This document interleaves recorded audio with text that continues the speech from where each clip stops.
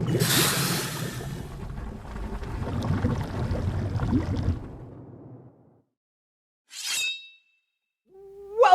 to Dwarven Forge Live. This is On the Anvil, episode 109. And I don't have my normal pokey tool. I had to grab a pair of pliers. Something more dangerous, honestly. I had to go for danger. This is the show where we take you behind the scenes here at Dwarven Forge. We show you what we are working on. We show you some of the challenges we are facing. And tonight we are going to give you lots of glimpses of the future because we got 2 tables full of stuff for our upcoming Kickstarter, Cities Untold Lowtown. This is the show where we never have any technical difficulties. And mostly we're going to hang out for 2 hours, drink a frosty, gotta go get a frosty beverage, and talk tabletop. We're talking tabletop. Yeah, what are we doing tonight, Chris? We're talking tabletop. So this is going to be the last On the Anvil we do of the year. Nate's heading out a little early for holidays. Oh man, really one. Next Wednesday, and then everybody's off the week after. Does High Life belong to anybody? Do you want this? If anybody it belongs to anybody, it probably belongs to Miles or Hamster. They're both big fans of the champagne and beers. He said take it. Do you want it? For me? Yeah. It's for me? It's for you? It's for me. Let's do it. Chris is very grateful. Thank you. It's not every day you get to drink the champagne of beers. Oh, I should open it. Huh? Oh, yeah, that might help. My teeth aren't what they used to be. Hamster might be delirious because he's been painting for like 12 hours straight. So. Yeah, for some reason I'm getting the vibes that people in general are just kind of more tired lately. What? Normally we're renowned for being such a well-rested bunch. Oh no, my bottle opener has come off my keychain. Uh-oh. Do you have? Oh, I got one, yeah. Like, I got it from Mace's birthday party a while back. That's very on brand for Mace. Let's give it a push. Wow. Tell her you said that. Yeah, she's like the Boy Scout of Dwarven Forge. She's the Boy Scout? Because they're always prepared. What did you... Oh, okay. That's why. Yeah. I don't know where you're going with it. It's just like, yeah, you know... Like tie knots. My Boy Scout experience involved cracking open a lot of beers. Oh, my God. So, yeah, what else? So, we have any new people here tonight, Chris? Probably. We got a couple follows after the email went out earlier today, so I imagine we probably got some new people watching. If you haven't watched it before, basically On the Anvil is a weekly show we do where we just kind of show you what we're working on. It's been a little more irregular lately because we're getting into like the final stretches of preparing a Kickstarter. So there are some Wednesdays where it's just like, hey, we need to film things, or we can't put resources into doing the stream right now. Yeah, it's been a little more haphazard. But with today being the last one we're doing this year, we try to do a monthly, we were always like, oh, the last Wednesday of every month, we're giving you like a deep dive on what we've developed for the next Kickstarter. We're not going to be here the last Wednesday, so we're doing it tonight. We got some good stuff to show. And we're going to go dark. Yeah, we're going to go dark for 2 weeks, basically. And then in January, streams might also be a little haphazard. Or a lot. But then once we launch in the Kickstarter, we're going to be streaming a lot. You're going to be sick of us. Yeah, you're going to wish we would stop streaming.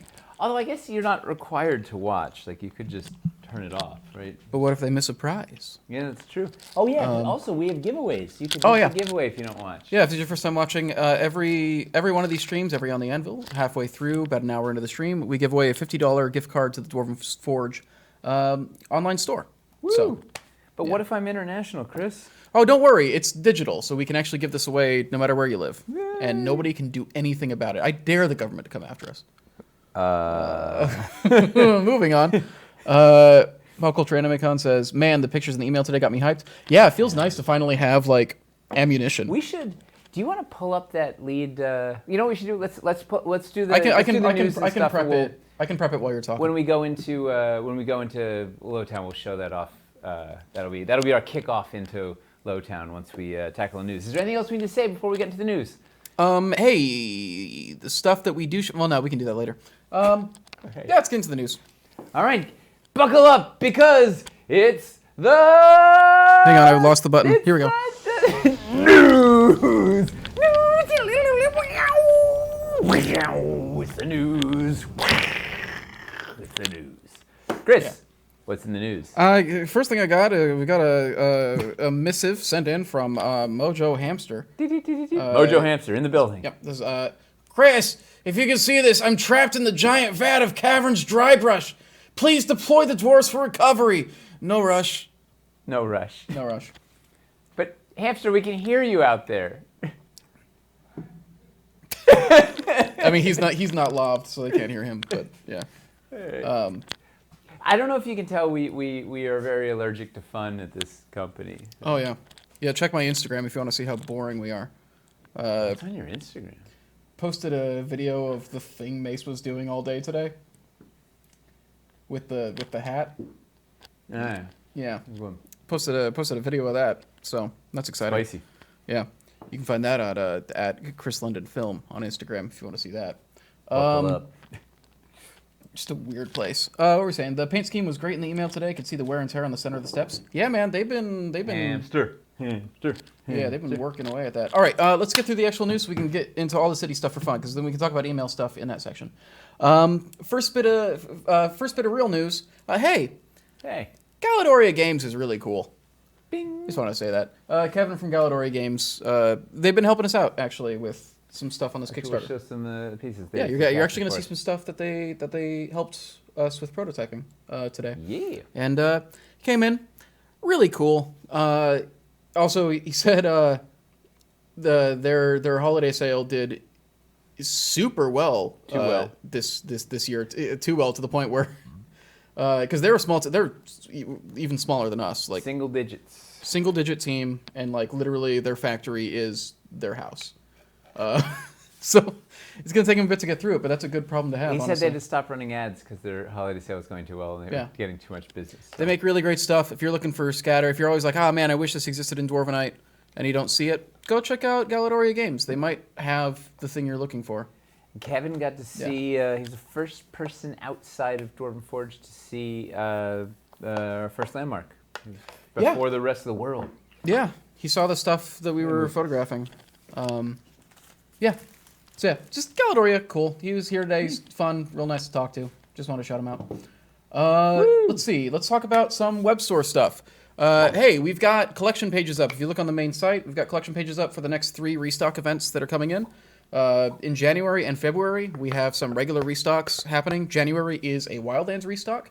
If you wanted some more of those trees from Wildlands, it's mainly focused around that, as well as some light puck covers and some other stuff, mainly focused in the forest. There's some startery stuff too, right? Yeah, we worked on getting like what we consider to be like kind of some starter and core sets in for that. And then February is more of a general restock. And then also in January, on January 4th, we're doing our next reserve release. So you can find that collection there. There's over 300 sets.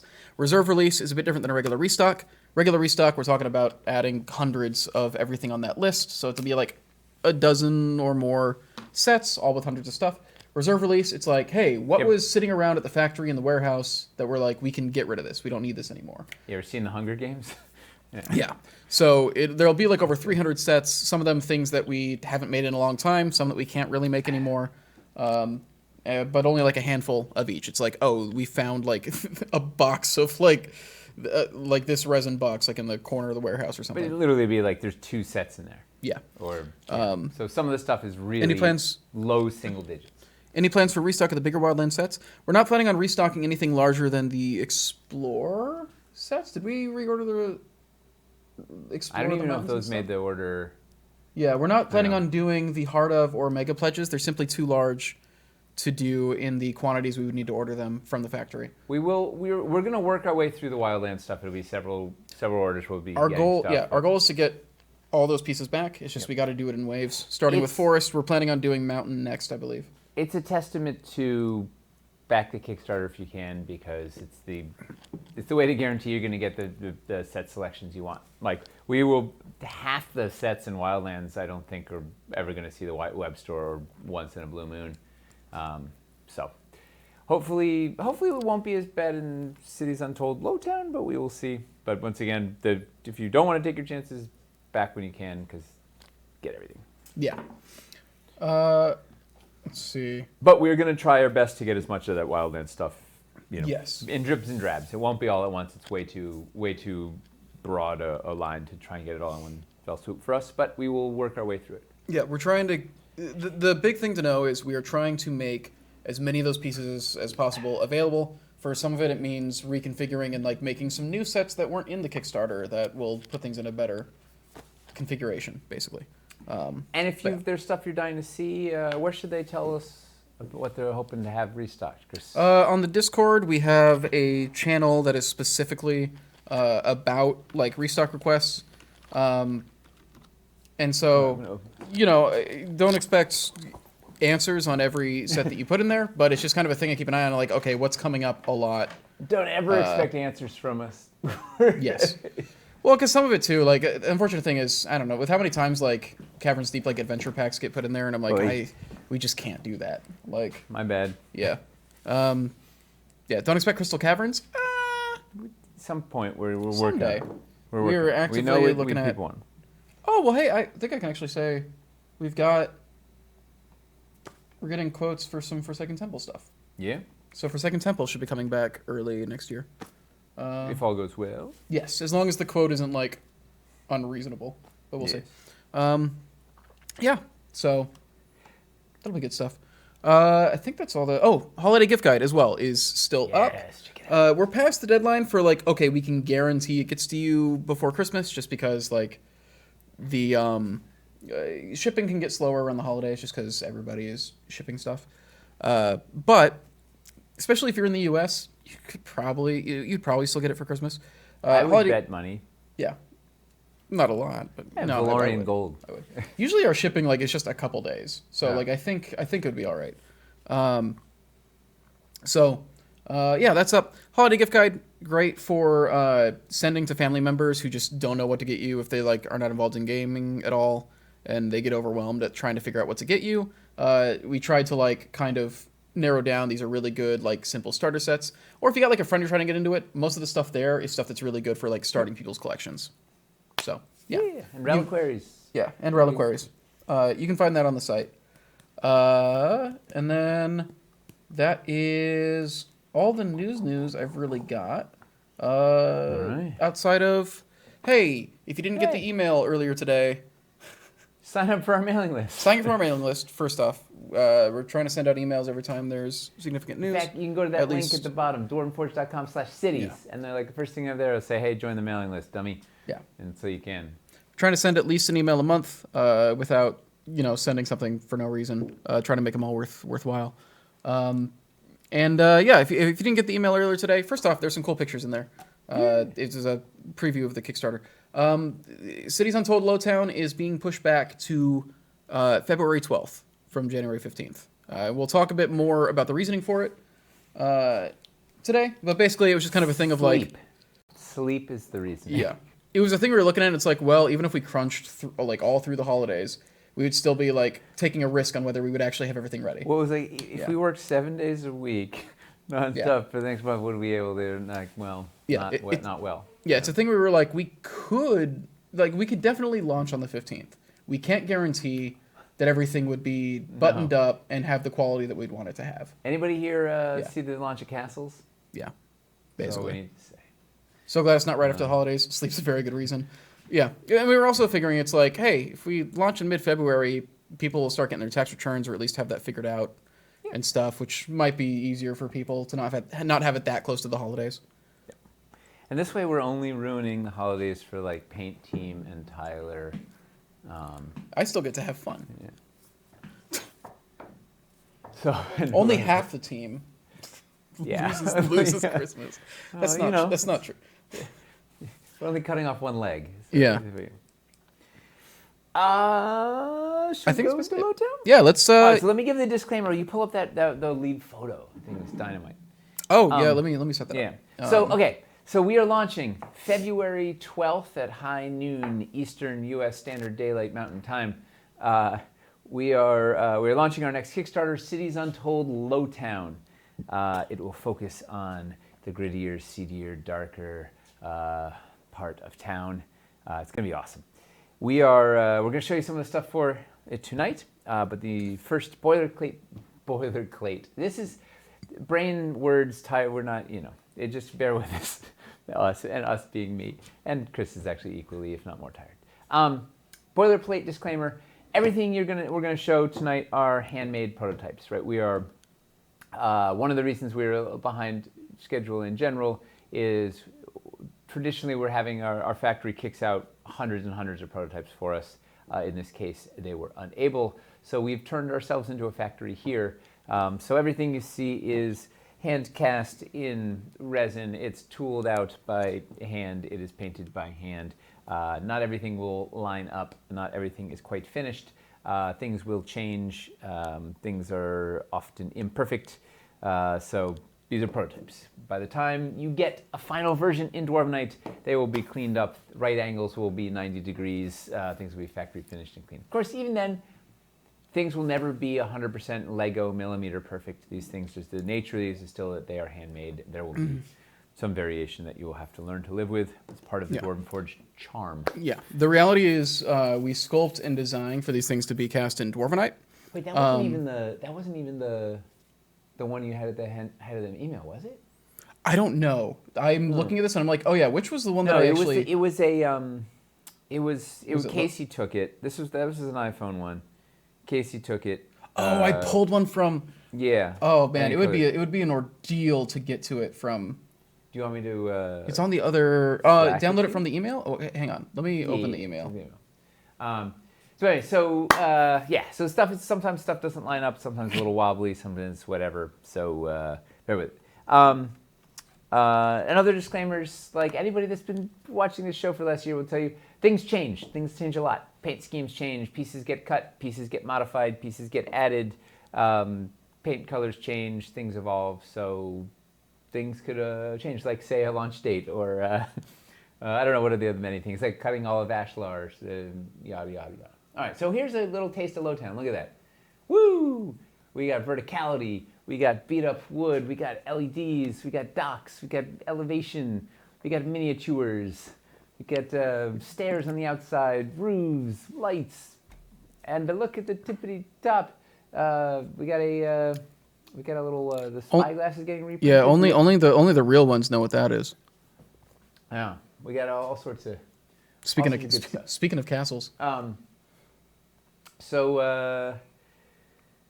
Where do we even start looking at? Well, does anybody have any questions about this thing first? First off, I want to say this is not a landmark.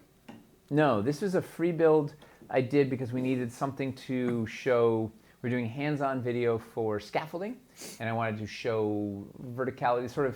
This is actually 2 out of 3 of the main uses for scaffolding, right? This is the using it for docks down at the bottom, using it for balconies and multi-level play. So there's 4 levels, I guess, of sort of platforms attached to the side of the building. And the third use is rooftop runs and whatever, which is not illustrated there. It was a different thing. But it is not it is not an actual build yet. It probably will turn into, this will evolve into a district. It'll grow. It's bigger than a landmark, and it's probably I don't know what this is going to evolve into. But what I found is that as we're building this stuff, that things tend to repeat themselves and then become a formal thing. Such as, we'll look at the. This is even news for you, Chris. When we were doing the hands-on roof video, that little gag we were doing with the 2 valleys together to make the front, to put the gable, put the peak on, that's now become its own pack because it's a good shape. Awesome. So yeah, so like that, for example, so that maybe we'll see that thing. The thing we were. Okay. Yeah, well, I can show it. We'll show it later. But so anyway, so this thing will probably some extrapolation upon this will probably turn into a district. So we got that to look forward to. Matt Roboticist is wondering if that ladder holds minis halfway up. Can you slot the mini bases in? Yeah, it does. It's a playable ladder. Sculpted it. I have one right here. In fact, do you want to go to the cam? Let's. What am I even going to see? Oh yeah, let's go. We can do it right in the front. Let's go to the cam. Let's go to the cam. All right, so let's say we had a ladder. Biscuit is on here. The biscuit's a little loose on this guy. So, you know what the weak link is? Me, but the mini. Let me get a miniature. Queue up a question. Okay, let's address as many questions as I can right now. Any updates on the centered wooden window walls? No plans for them. I thought the email that said the Harbor Master's hut was the landmark. Yeah, that wasn't the Harbor Master's hut. That was just a free build. The Harbor Master's hut was the other build in that. Streetlights are pretty sexy. Oh yeah, we'll get a closer look at those. Oh yeah. All right, We just got those in. Oh man, this guy can say it's a super thin base. Well, it's a little dicey, but it's working there. What's up with that trapdoor? We'll get to the trapdoor. Don't worry. Yeah, we got all sorts of things. But we're fielding questions first. I'm gonna turn this that way so you can see. So this is this base is a thin base, like the WizKids ones had to be thicker or whatever, but it does hang in there on the rungs by design. If they have like the more standard base, they'll slot in easier. Yeah. Yeah. That base is a little thinner than usual. But Bean Slayer did not fall. Also, yeah. Stairs. You know, I've been doing these hands-on videos and are used to the camera just sort of having a camera person. Getting all the stuff, and now it's turns out the AI camera is not hasn't followed us yet. Yeah. But yeah, so we're trying to make this stuff as playable as possible. So there's lots of places to hang your miniature. Hang, place, game, play. I don't know, words. Anyway, what else? Playable what elevation. About that big picture before we. A lot of questions about each roof piece is magnetic. Almost all of the roofs there's a couple that don't have metal in them, I believe, but almost all of them have metal sheets in them. All the core pieces have metal plates. Yeah, all the core. Is it the? So there will be a steel sheet underneath these Dwarvenite shingles, so you'll be able to attach stuff like that roof. Do I have a hammer? Good sentence. What do I have? I don't have any. I have so many pieces and none of the right ones. I feel like you just spoke for like half our consumer base. Yeah. Anyway, we're gonna stick stuff to it. Chimneys, and wait, we haven't even shown this. Oh man, this is gonna be a Beanapalooza tonight. So this is a chimney that Michelle sculpted, our new low-time chimney. So that is right now. We're using the magical magnet of white stick, but that'll have a magnet in it and it'll stick to the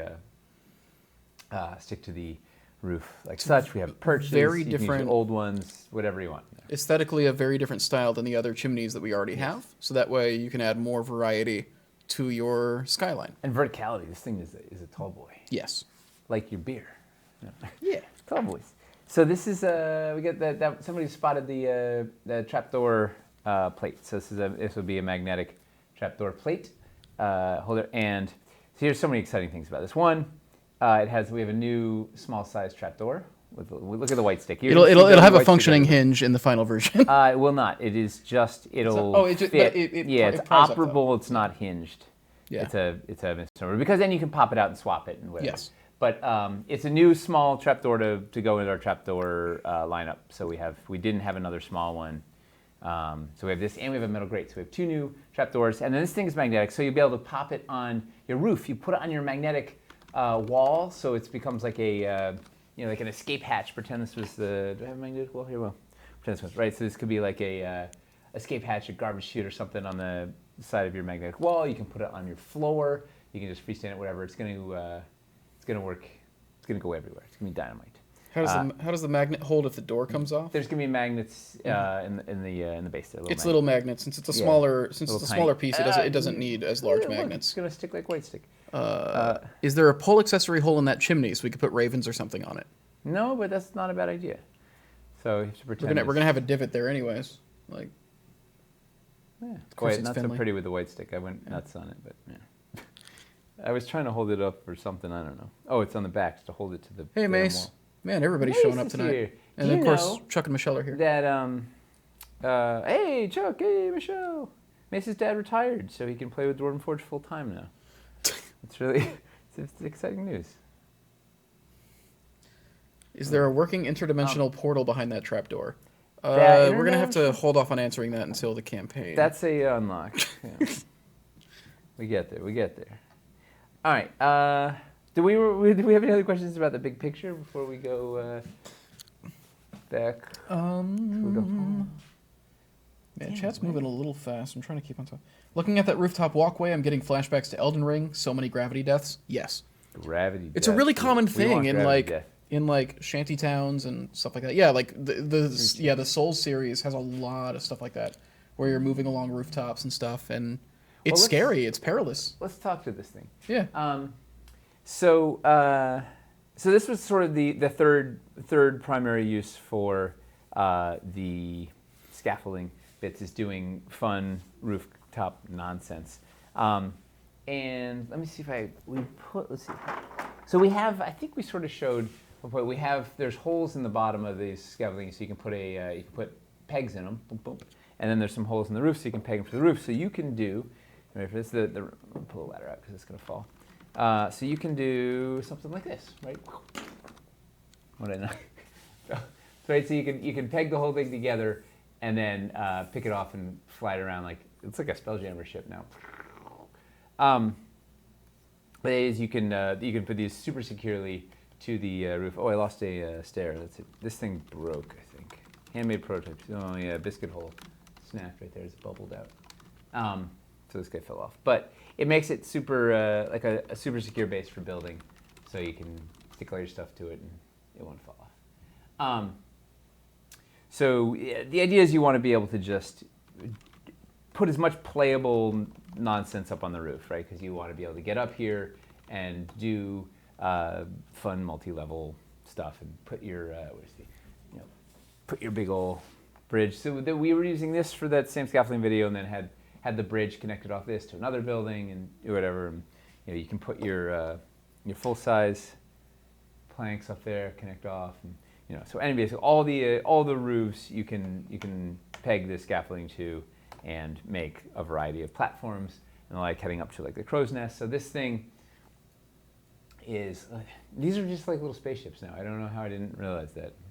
My love of Spelljammer is sneaking out. I don't know. People are pointing out that this looks like a modular ship. Yeah. We were talking about it. A modular ship system would not use that different of an approach than our biscuit system. Mm-hmm. I think we're onto something. Was this a landmark? No, this was free building for the scaffolding video. But this could turn into a landmark easily. Yeah. Like this is. The thing is, this isn't made up entirely of like exact actual like pack compositions, but if we like how it looks, we can adjust it to match a pack composition. So other fun things you could do is run your stairs up and down. This is a 2-inch scaffolding platform pegged to the roof. Look at that thing. Woo! And then we've got the railings, 2-inch railings pegged to that to make a cool little crow's nest. And then this is the pole accessory holder that slid on there. And we just confirmed by Tyler shortly before this, we're going to reprint the spyglass that we had in cities. That's been pretty hard to get. So that thing is going to, this guy will make an appearance. So you can finally get the spyglass if you didn't get one, or 2 or 3 or 5 or whatever. Also, it's just a showcase of the bunch of the roofs, right? Being able to peg these things together and then lift it off, right, to get in here, lift this level and fly around. It's really, once you've had a taste of biscuits, you don't want to go back. Like, I just want to attach everything now forever. That's the most British thing you've ever said. It was a taste of biscuits. Spot of biscuits, right? Is Rabbit watching? Probably. I don't think I've seen him yet, actually. Also, we have have we seen the painted version of the soffit peak?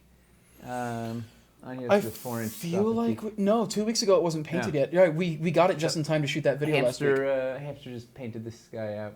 Gives a real grand look. This is another classic Dwarven Forge double whammy. So Michelle did the inner part, and Toby did the upper part. They combined forces to make the ultimate piece. It's fun times. The question we can always expect has been coming up. How much? Yeah. Oh, I don't know. How much is what? How much does it look like? How much do you estimate a build like this would run? Okay. Is Tyler watching? No, he has not shown up in here yet. Then I can just make up numbers. All right. So $20. 600. It looks. Hold on one second. So we got 160 for the roofs. Forget the soffit because it's in a pack. I don't want to. Or you could. Well, we'd have extra pieces. Let's include that too. So $200 plus 80 for the core. No, that's dockside. So call it 110 plus 2 floor packs at 60. So it's another 170. So 370 plus a Widow Walks pack is like 1 3, so 4. I think we could turn this into a landmark about 550. Its problem is that it has little bits of. It doesn't have like complete packs. Like it pulled just one, just the peaks off it, not the whole pack. So there'd be a bunch of empty pieces and I could convert something. We could do something like this as a landmark for sure. Are you factoring in the lantern post? Do we have the pricing on the lantern post yet? I don't think I factored in the lantern post. I don't think we have the pricing on I don't that know. yet. Yeah, we should look at these. Look at those guys in a second. Yeah. So these. This is hot off. This is Michelle Sculpt, Aaron Paint, Miles modded them up and has the LEDs working. I mean, it was once again such a killer team effort where Michelle sculpted it and molded it in multi parts. So the lantern was a separate piece, so it could be cast in clear, and the post was cast in 2 parts with a channel up the front. Did she use a blowgun dart for the channel? No, she used a what? T-shirt. Blowgun darts are her go-to. Like whenever she needs like a little thing, she's like, oh, blowgun dart. It's gonna be just the perfect thing. Need an axle for the cart, it's a blowgun dart. Need to put a channel through a blowgun dart. Like, yeah, because they have a lot of blowgun darts around in the house. We're planning on doing these in packs of 4, right? Yeah. Yeah. So this is it's self-contained. It'll have its own battery and switch and LED. So it's you can put it anywhere. You can put it in your dungeon, put it in your box, put it with your fox, whatever you want to put it. Swiss Army Mage is just saying it'd be good underground in a mine. And Yeah, you could drop totally. this. You could drop this in most environments, and it would make Entrance to your sense. dungeon, put it in your cave. You put it in outside your put it in the castle. forest, like Yeah. Yeah. So just classic Michelle for details. I'll tell the story. I told it on camera, but we'll. It's a really good story. again. We were talking So- about wanting to clip that out and put it as a social clip. Yeah. So this was like, the goal was I was like, okay, Michelle, we need a standalone lantern that has to have a big enough base that can fit the battery and the switch, because we don't want to make a JST. We want to make it as affordable as possible, so you get a whole bunch, right? Because you want to just pepper them all over Lowtown. So bake everything into it, so it doesn't have to be 2 pieces. Have the base be big enough for that, and then it's got to just kind of look beat up and run down like you put in the scariest part of town, or whatever. So she came up with, okay, it's going to be kind of ramshackle wood, and but it's going to have these nice lanterns. And she's like, well, the kind of places this is going to be lighting up would be the places where people are desperate for money, so they probably want to steal the lamp oil. So she's like, well, I wanted to figure out how you're going to refill the lamp, so this was going to be hinged. So it doesn't actually move, but the logic behind it is this thing is hinged and can dip down, so then you can refill the oil. But she's like, well, then people would probably want to steal the oil, so let's attach a chain to the back and lock it to here so that you can't take it down, so you can't steal the lantern post. And then she's like, well, I've got to build the base out and make sure it's big enough to hold the thing, so I got to have it, why is it going to be big? And it's like, oh, it's all these rocks to hold it in place. But then she's like, oh, but they would just uproot the pole and run off with the pole and then take the lantern off in their own leisure. So I'm going to put some iron straps on there to tie it all down so that no one can steal it. So basically the whole driver of this thing was like, how do I make it so people don't steal the lantern from this lantern post? It's a great little story behind an awesome little sculpt. And then Aaron, usually it takes a couple iterations to kind of hit the perfect sweet spot on the paint, whatever. She just absolutely crushed this in the first go. It was just like everything was doing the right bits, right? The iron was popping against the rocks gave contrast to the post. The black made the yellow pop. It was just like the perfect thing. It's pretty dynamite. Very, very excited for these things. And I think right now, a 4-pack of these painted is coming in at $50 or $45 or something. I have not confirmed, but it's something. It's not outrageous. So you can you definitely get a 4-pack or 2 4-packs and go bonkers. Should be able to scale it up pretty easily to whatever you want. Yeah. So very, very excited. And a real chain, right? That was another classic Michelle, is finding like are there things we can add, like a prism or a crystal or a jewel or a chain or whatever, like just to give it that extra little texture. So It's not a modular LED piece. This is all one piece. one piece, Yeah. solid. So we have a JST lantern system for Hightown, which will extend our existing JST system. But this we were like, let's make these as affordable as possible and as character-y as possible. This was actually like a late addition because since we separated Lowtown and Hightown, we're like, okay, well, we don't have lanterns now. Yeah. And so when we split it, it's like, okay, we need lanterns for Lowtown. Yep. So we made it. And then, here's a fun one too. So we have an interior lantern, which isn't quite done yet. It's the same lantern. It's strapped to like a wooden post and nailed to the wall. So it's quite possible that the thieves managed to make off with the lantern anyway. I mean, because, magic. That's fair. So then, despite all their attempts, the lanterns got stolen anyway, and now it's nailed to your wall, and you can light up your... I like the idea tavern. that they couldn't just chop the I beam. know. Just take a saw to it. Yeah. Well, it would be loud, and it would attract the town watch and whatever. So Either way, it just gives it a lot of character. Yeah, Ray and I were saying, very like, when this first got shown in like the team meeting, and we all saw it for the first time, Ray and I were both just like, that lamp looks like a Pixar character. it's totally it's got so much character.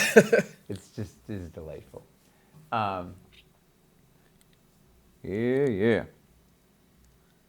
Oh yeah. Yeah, those LEDs are built in. It's a one standalone piece. It's not a JST. It's Who not. just called out the lanterns yeah. backwards? It's totally right. The little oil spigots on the other side. Oh yeah, this one's in backwards too. Uh-oh. Call the Well, we'll detail fix it. police. We'll fix it by. Yeah. So there's a who just was that? It's got to be Michelle watching, right? Yeah. Yeah. So there's a maybe you can see there's a little spigot on the back side. I can't even point to it. On the back side there's a little tiny spigot for filling up the oil. Oh, and I'm out of focus. I don't know. There's a little tiny spigot there. You see that little lump? Bloop. So that's supposed to be on the front. So the lantern's 180 degrees around. But it's the little things that count. Because that was where they were going to steal the siphon out the oil and steal it. And, the story's falling apart. And yes, that window insert, that stained glass window insert, is in Lowtown. Is not a stained glass. Well, it's a lattice. It looks like window stained glass. pane. It looks like stained glass to people. Window pane inserts. The fancy window insert is in Lowtown. Yes. We've got some plain ones. There we've are got some still fancy there are ones. still ways to class up Lowtown buildings so they don't all look run down. Oh, in fact, remind me. We'll show that. I don't have it here. We'll show we got a new door. Another. So this is another fun tag team, right? This is a door that Michelle sculpted, our classy door, right? So we got the rundown speakeasy door. We have the standard rustic door, and then we have the fancy door. And this was fun when Michelle sculpted it. Hamster did a couple passes on it and wasn't happy with it. And it's like, hey, Aaron, you want to take the torch and punch this up? And then she did one iteration and got to the thing. So it's like, once again, a team effort. Bum, bum, bum, Is that bum, the one bum. with the green accents? Mm-hmm. That does look really good. Remind me to, once again, it went down went down the chain. Everybody was adding their little bits to it, and off we go. Can we get those inserts where the stained glass portion is clear? You can't do that because they're printed. But I'll tell you what, it will be very easy to make your own inserts for these windows. Yes. We have one that has clear panes. We have one that you can see on the side. And when we get closer to launch, we'll be able to also say like, oh yeah, these are the we'll dimensions. have the warm, so, warm lattice one. We have the blue lattice one. We have a green. The one that has green circles in it. We have one that's like a vellum stitched up. Maybe it's even human skin. I don't know. Knowing Janet, it could be questionable. But let's go back over here for a second. Did we talk about while we're in this thing, the magnetic perch? This was that thing I was trying to show before. Right? Oh, yeah. This is it's right now it's white stick, but it will be magnetic. This is one of the main reasons to have your roofs be magnetic is you'll be able to pop this perch on. And this is great, right? If you got minis on there and want to run around, you can also just, because it's magnetic, you can use it just to represent where the minis are on the thing, right? You just move it as they move if they're just scrambling across the roof. Or if you want to have it actually be part of your build, you can pop it on there, and it's got a biscuit hole in there, so you can then attach your bridge or attach your ladder down or whatever you want to it. But this thing it opens up just lots of fun. Or in this case, right, we put it here, and it's a base for these stairs and the trapdoor, right? So you'd get out of the trapdoor on here and boom, go up the stairs and head your way up the rooftop run. Does that fit a large base? Definitely larger than the other perch. I don't know how one? large. Yeah. It's 50 millimeters by 25 millimeters. So I think your guy would probably tip off. It would fit a 32 millimeter Space Marine, something though. Also, it takes a full 2-inch platform like this over the bridge. Yeah, you're gonna do lots of fun ways to build off of that thing. I can show an image of the way that we had it built before, where we did have the bridge going across. You want to pop it up? Sure, I'll set that up real quick. Yeah. He's gonna be good. You could use, well, you could put 2 of these at the tippity top for a large mini. Or, all right, here's what you do. What do we have? We could biscuit something to it. What do we have? A small, flat. There must be something delightful we have that would. You know what you could do? You could take a second one, biscuit it to itself, and then use it. Hopefully, the magnet will be strong enough to then hold out the thing. So you could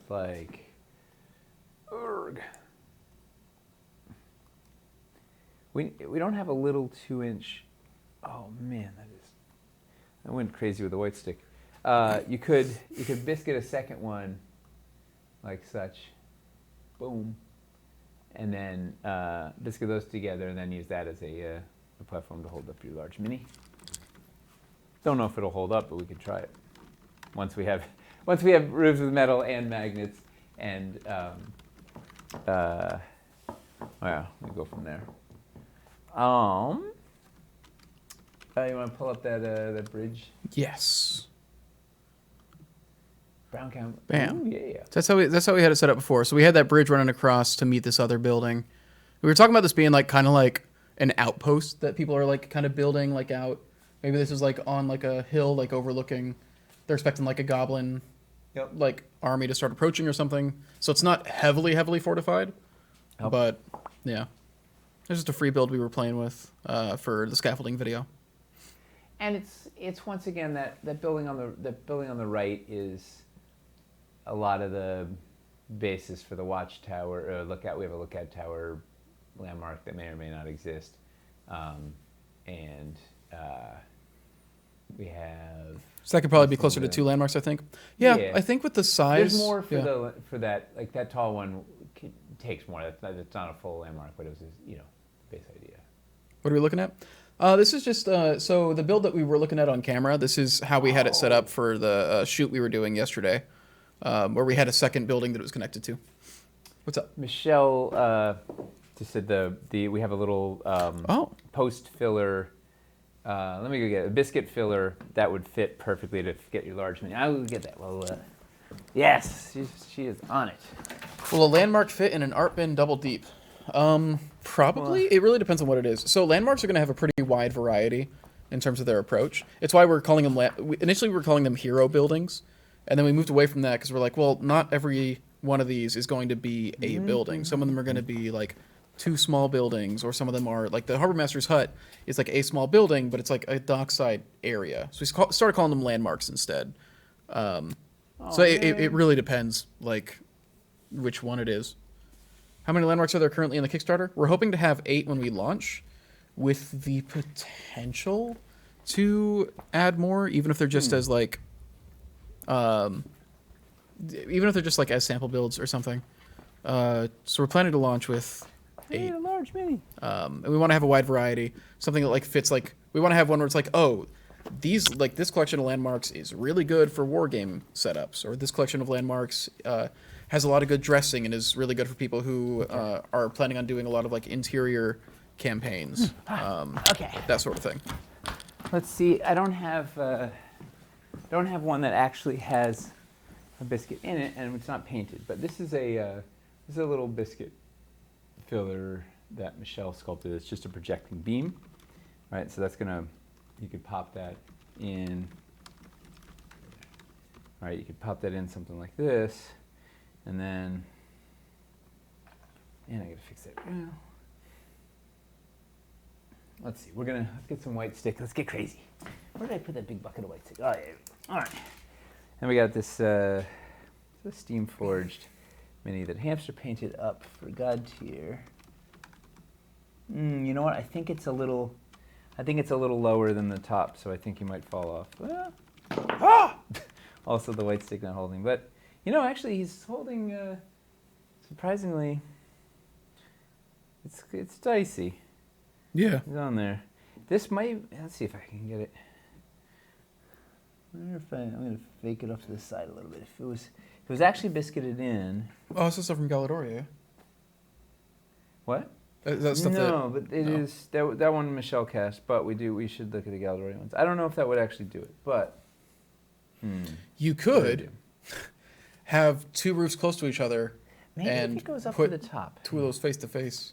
If it's up at the top, it'd be easier, yeah, because then it would have the. I don't know. We'll see how it actually sits when it's in the. If it's actually flush with the top, which we want it to be, then it would work.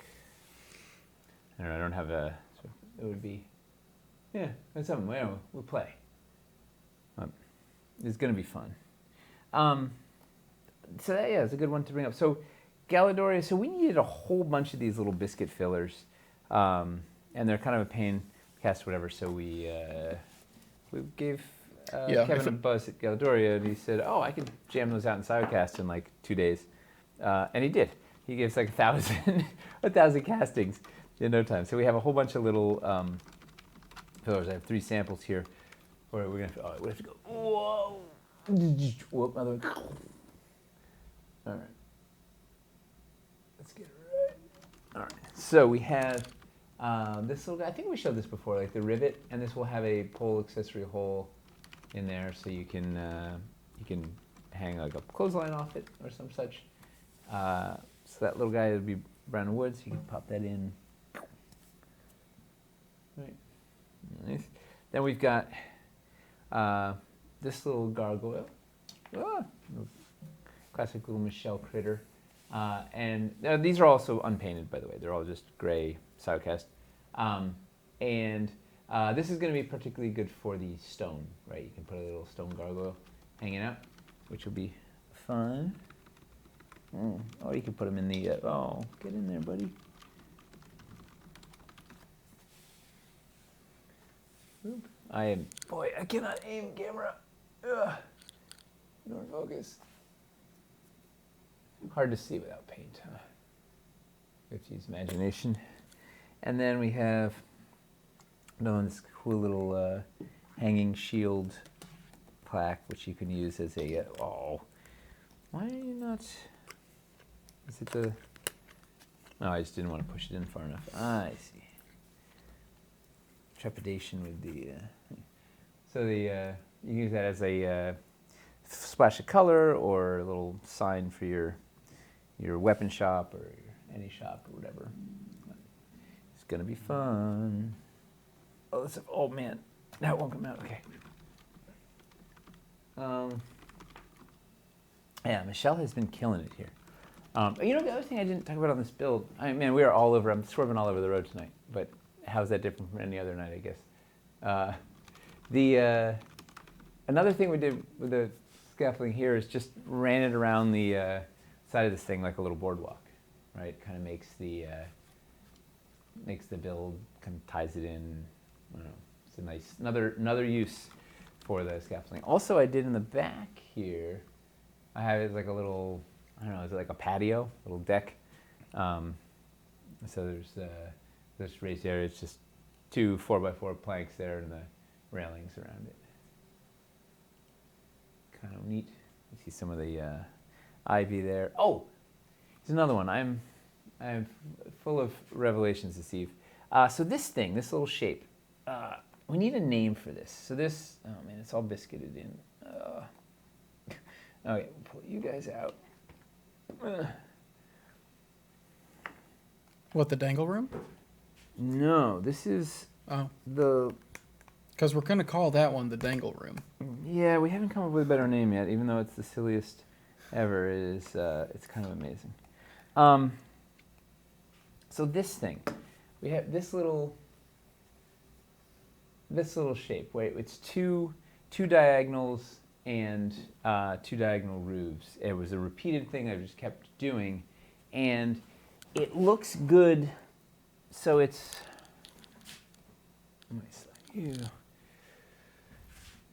Filling the table up. We're not even. I don't even know if we're gonna get through all this stuff I wanted to look at tonight. I wanted to actually. Oh yeah, it's okay. We get an hour. We get. Yeah, 7:50. We're good. We get things. Echoing Book Nook. Room, we got this the thing. Nook. Arrow Room. Yeah, Nook something is good. Like Dingle Room. They're saying Book Nook. Book Nook is cute. Dongle Room. Stop. Bonus Room. The Haftagon. The Haftagon. Apps. The Butte. Dangle Duplex. Nookie Room. Nookie Room. Bay Window. No, we have a. We already have a bay window. Yeah. We have a separate bay window thing. Have we shown that? No. Do they know about that? Yeah, I don't know. Oops. We'll show it tonight. Well. We got it. That's here. So this thing, this little, I kind of like the Book Nook. Double dangle. Or the Nook. So it fits really nicely down in the ground floor. You can like just pop it in and make a little nook. In this case, there's a door. So right, the diagonal, you can slot out this thing, right? So this is the little door wall we got on this one. There's a window wall with the window pane insert. Cozy Nook. Little storage, DF storage room. It's funny. Hey, Rabbit's here. Hey. Rabbit, I was doing an impersonation of you and you weren't even here. It's really Yeah. Your sad favorite moment. thing. It was dead on too. So the other fun thing you could do with this is I have to pop off the corbel. Please stand by. Cozy Nook. Cozy Nook. If you we could get some biscuits. You can biscuit this to the side of your building and create a really neat overhang. And it has a corbel piece that goes underneath it to hold it up that looks really Yeah, neat. you can make like parapeted rooms basically. Yeah, it's a great little thing, and so it was hard to get the diagonals. Should I get the foam to show the thing? Sure. We showed it last. I don't know what he means. Let's call it the garderobe. Nook of Doom. Yeah, for anybody wondering, yes. So all this stuff has options to connect it together, so you can remove it all as one solid piece, if you want. If you haven't seen that before, you also cannot connect them if you don't want to. Eli just finished sculpting the real version of this thing. Miles was just molding it today, so we'll have it soon. Chuck's having a blast tonight. Yeah, he fired up. It says the angle of the dongle is equal to the snook of the nook. Aye. He said it looked like my edibles just kicked in earlier. I haven't eaten an edible in my life. Well, I accidentally ate a strawberry once. Everything's edible. Yes. I'm eating pineapple rice, which I don't think is possible to... I mean, maybe. All right, so there'll be like a kind of row of wooden corbels that sticks out that then you can put your nookie nook. Nookie hut? The nookie hut. You put that against, it'll sit in all nice and make it look sassy. So anyway, so we need a little name for this nook because it's going to be a pack you can get. Something like that. Love Shack. All right, so should we? Oh, look at this. We got the piling footers on the pilings here to lift them up for full. What does that? Height. What does that mean, Michelle? Oh no. The Bowie bulge. When David Bowie wore. Because of Labyrinth. Because yeah, of that. It reminds me. That's what your mind went to. Maybe. Unbelievable. That is on brand. Unbelievable. On brand. 100%. That's why, Call it the Namor cut. cod pieces need to make a comeback. Did you see people were upset about that What? in trailers and stuff of Wakanda Forever? Because Namor's in it. He had like a very noticeable bulge in like trailer footage, and then in the actual film. Isn't it how he's drawn? Sure, but I don't think Yeah. they pumped the actor Yeah. up. But then like in the actual film, they apparently like in post Debulged? trimmed it down, debulged him. That's hilarious. Someone got paid thousands and thousands. Somebody got paid thousands of dollars to doctor Nimmer's package. That's outrageous. When they should have just gone the other direction and just made like this awesome elaborate cod piece. Should have made it the only thing you could look at. In fact, it could have been made out of a cod fish, and it would have been like the cod piece. It would have been like perfect. They should have like outlined it with fairy lights. Yes. Hang a lantern on it. In fact, Michelle could have sculpted a lantern for it to hang on it, so to speak. Anyway, where are we gonna go next? People want to call it the Mercer Room because it's made up of all diagonals. Oh, that's hilarious. Yeah, the Mercer Nook. This just incredibly inside joke. I love it. Yeah. I love everything about it. But with great SEO, having Mercer's name in it. We're gonna get so many people who are just randomly looking for him, and they wind up buying this random cities pack. Yeah, they're like, I can't wait to see Matt Mercer in this thing. Well, Oh man. Okay, so then let's look at speaking of Eli. Speaking of, Are we speaking of Eli? Dangles and nooks and he sculpted this. Right. The core. Yeah, piece there of we that. Let's should we go big? Should we look at some? Yeah. It's right here. Oh, it's the fancy wood. Let's go. Yeah. So let's start here. This is the large diagonal. So this is the yin to the small diagonal's yang. Let's see if we can get it. Right. So this guy is basically a 4x4 footprint minus one. Oh, it's the first time I've actually done this too. It worked. It's a good thing. So these guys fit together to form a 4x4. It's like a little Voltron maneuver here. Also, you know what also fits in there? Hopefully, conceptually. Look at that. The diagonal scaffolding also fits in there to fill that out. So you can use this for backfill, right? If you wanted to build this in line with, imagine these were the right. Oh, we got new paint on the cobblestones. So imagine you were building with cobblestones and you wanted to do a thing. You could use that as a little porch. Anyway, large diagonal. Look at this. Am I close? Am I? No. Let's get in there. It's got rosettes baked into the sculpted into the corner posts. Take out the inside.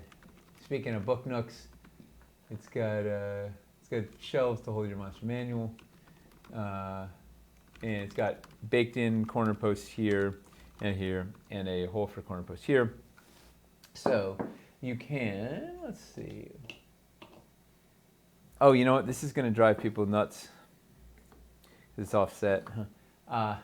You can slot in any wall here. LED wall looks fantastic, particularly because you can light it up. Or let's put a door wall in there.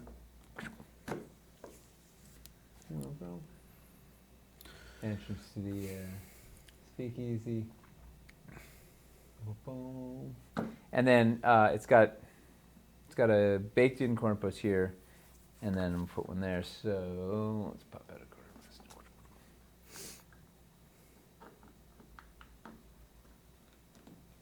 Boom. Then you can use it in line or whatever. Oh man, I'm all over the place. Anyway, big old diagonal. Very excited to have this piece. Miles was sweating this cast, and it's somehow something's off a little bit. It doesn't quite fit, so he's gonna have to recast it. But we got one to work with right now. It's gonna be great. The thing that sets this up to next level. Oh, also it's got a biscuit hole here, so you can put your like large scaffolding right up to it and do like a cool second story. You can put this up for a second story, some sort of cool elevated walkway or whatever. Let's put it up on top of this thing. Let's do that. This is third story in this case. Woo! We need to hang it off imagine I had a thing built it like that. Oh yeah. You can build out there. It can be delightful. So then we take this and we can assemble the full dangle room. So we got this funny looking guy, and it takes, of all the pieces, do I actually have a narrow? Yes, a narrow door. Yes, victory is mine. So you can slide a door wall in there, boom, boom, boom. Go around, it's got built-in windows, things. So then this slides in here, a boom, to make your, start with your crazy parapet.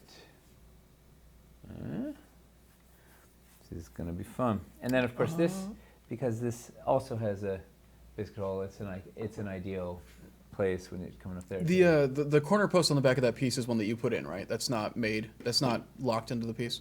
Yeah. Boop. Everything else is baked in. So Yeah. it's got 2 walls baked in and then a corner post in the back. Yeah, no, that would be a horrendous idea. To bake it in, yeah. to have the corner post just like, to have that corner post just stuck there. Yeah. Yeah. No. These have to be baked in because there's a lot of wild geometry in here. Yeah. Also, no, I think we killed it. We were going to make it magnetic, but I don't think we did. Yes, as I recall. Anyway, so we get, you slot this guy on here. we don't have the roof just yet, but the second story is a bit like this. And it's got a big trapdoor slot in there. Some Eli magic. And this also takes the narrow... Where did I was playing with them before. It's nice that we finally actually have these shapes in-house. Oh, it's we're finally, we've been talking about this for a year, and now actually can finally like show. Does it all go into one package set? Yeah, it's gonna. So the dangle room is gonna come in a. It's gonna come in a set, and these the baked-in windows will be able to take the inserts, and so you can have like the matching window panes around. You can swap this out. You can put a door. It looks neat. I haven't actually done it yet, but let's try it. Conceptually, it's going to look neat. The goal with all the sets is basically to have them themed around being able to like add a certain kind of building to your structure on roughly a 4x8 footprint.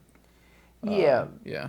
Well, most the footprints are on slides, but like generally the sets are either a collection of pieces that are useful together in the right sort of multiples, or a collection of pieces that build a specific thing. So like the dangle room is going to come, it's actually 3 packs. So you're going to have the diagonal wall pack is one thing, the dangle room will be a pack, and then the roof, the wizard hat roof will be a pack, because there's 2 colors to the roof. There's green or there's dark. So it'll let you choose which color roof you want to get with a minimum number of packs. So you can put a door up there, and then touch your stairs. I don't know why these stairs are all crooked, but they should touch the ground.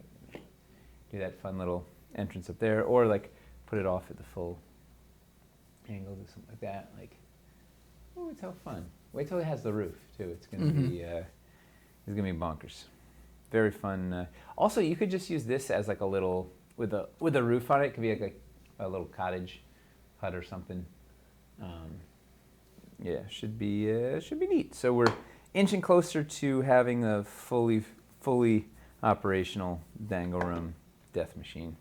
Should the stairs reach the floor or a floor tile? We have stairs to do both. Yeah, these stairs are 61 millimeters, should reach the floor. The 50 millimeters, which is a 38 plus a 25, trust me, that adds up to 50, will reach a sculpted floor tile. Yeah, The reason that adds up to 50 is because you lose 1 floor height when you connect the stairs together. Are the wall sizes the same so that the stairs could hang at an angle?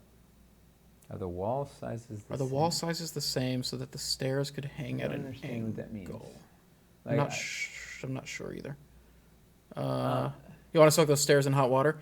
It's resin, man. These are resin prototypes. They're not quite going to come out as perfect and exact as the factory versions. The actual problem is that the baked-in half biscuit is sitting at like a 15-degree angle up or something. Yeah.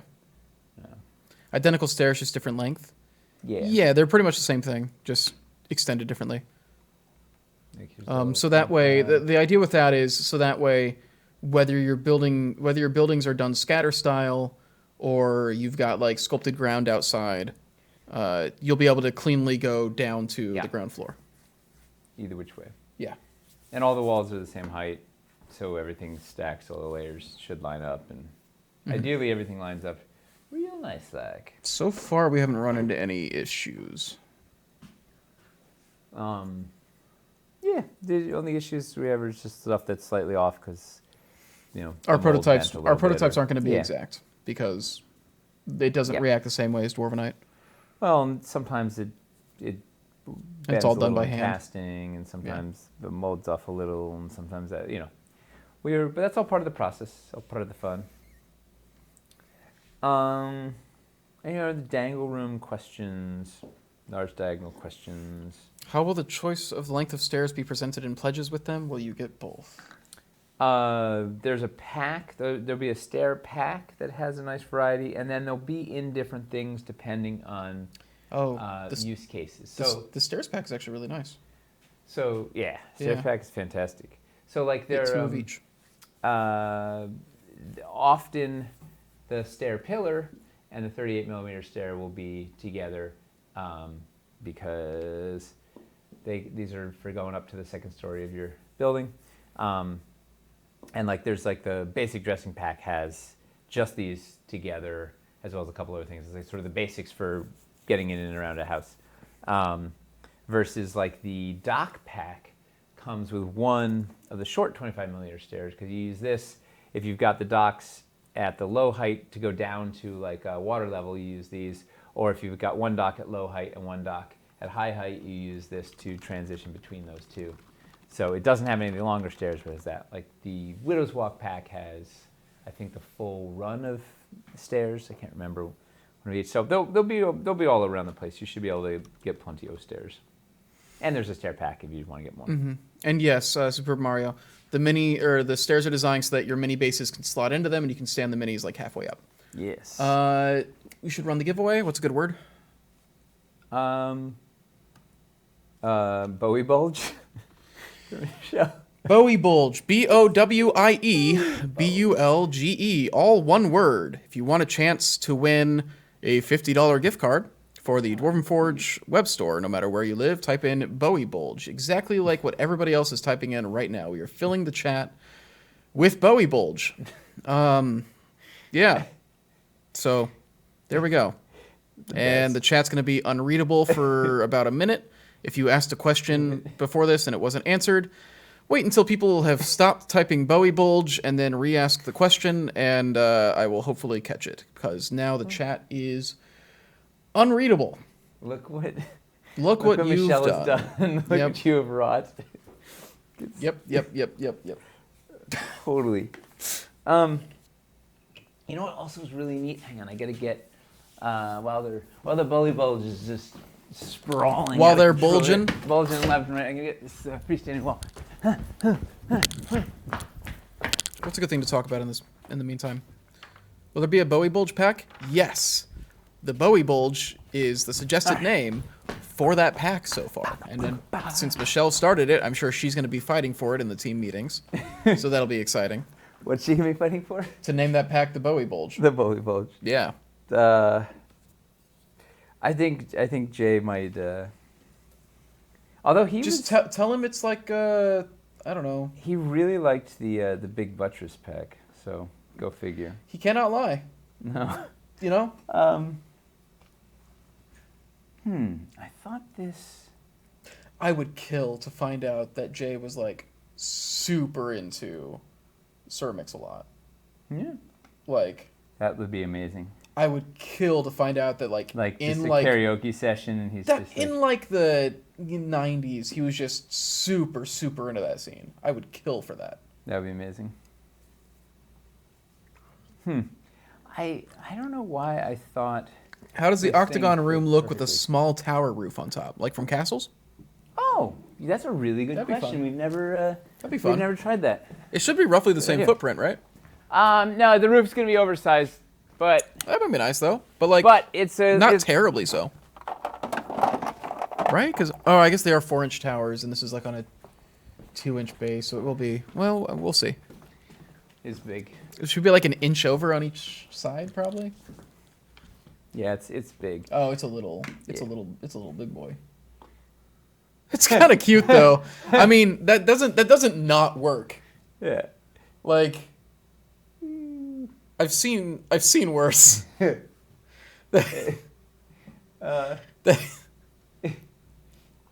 about the mini one from the Wizard's Tower? This was the. That is the mini one from the Wizard's Tower. What about just that? What about just the little top of that? How does that work? Too small. Yeah, no, not quite. We have a wizard quite, hat no. roof that's just perfect for it. It's just not done yet. Toby did sculpting on that. It's Feels like it stole its dad's hat. Yeah. It's still Can we see the room on a suspended parapet? It's gonna be a little small for the parapet, I think. It won't fill the gaps because the parapet's for a 4-inch tower, right? Yeah. And this is a 2-inch. Yeah. It's gonna be. I mean, you could put it up there. I mean, it's not quite big enough. These were not optimized for playing with castles. They were optimized for playing with the city and doing new stuff in the city. But there's going to be some fun compatibility. We'll get there. Oh, you know what I didn't show that we can do? Well, conceptually we can do. Let's see what happens. Let's see. We'll take you. I'd expect a shop shaped like that to sell edibles. Yeah. Apparently, I would know. A little wizard shop.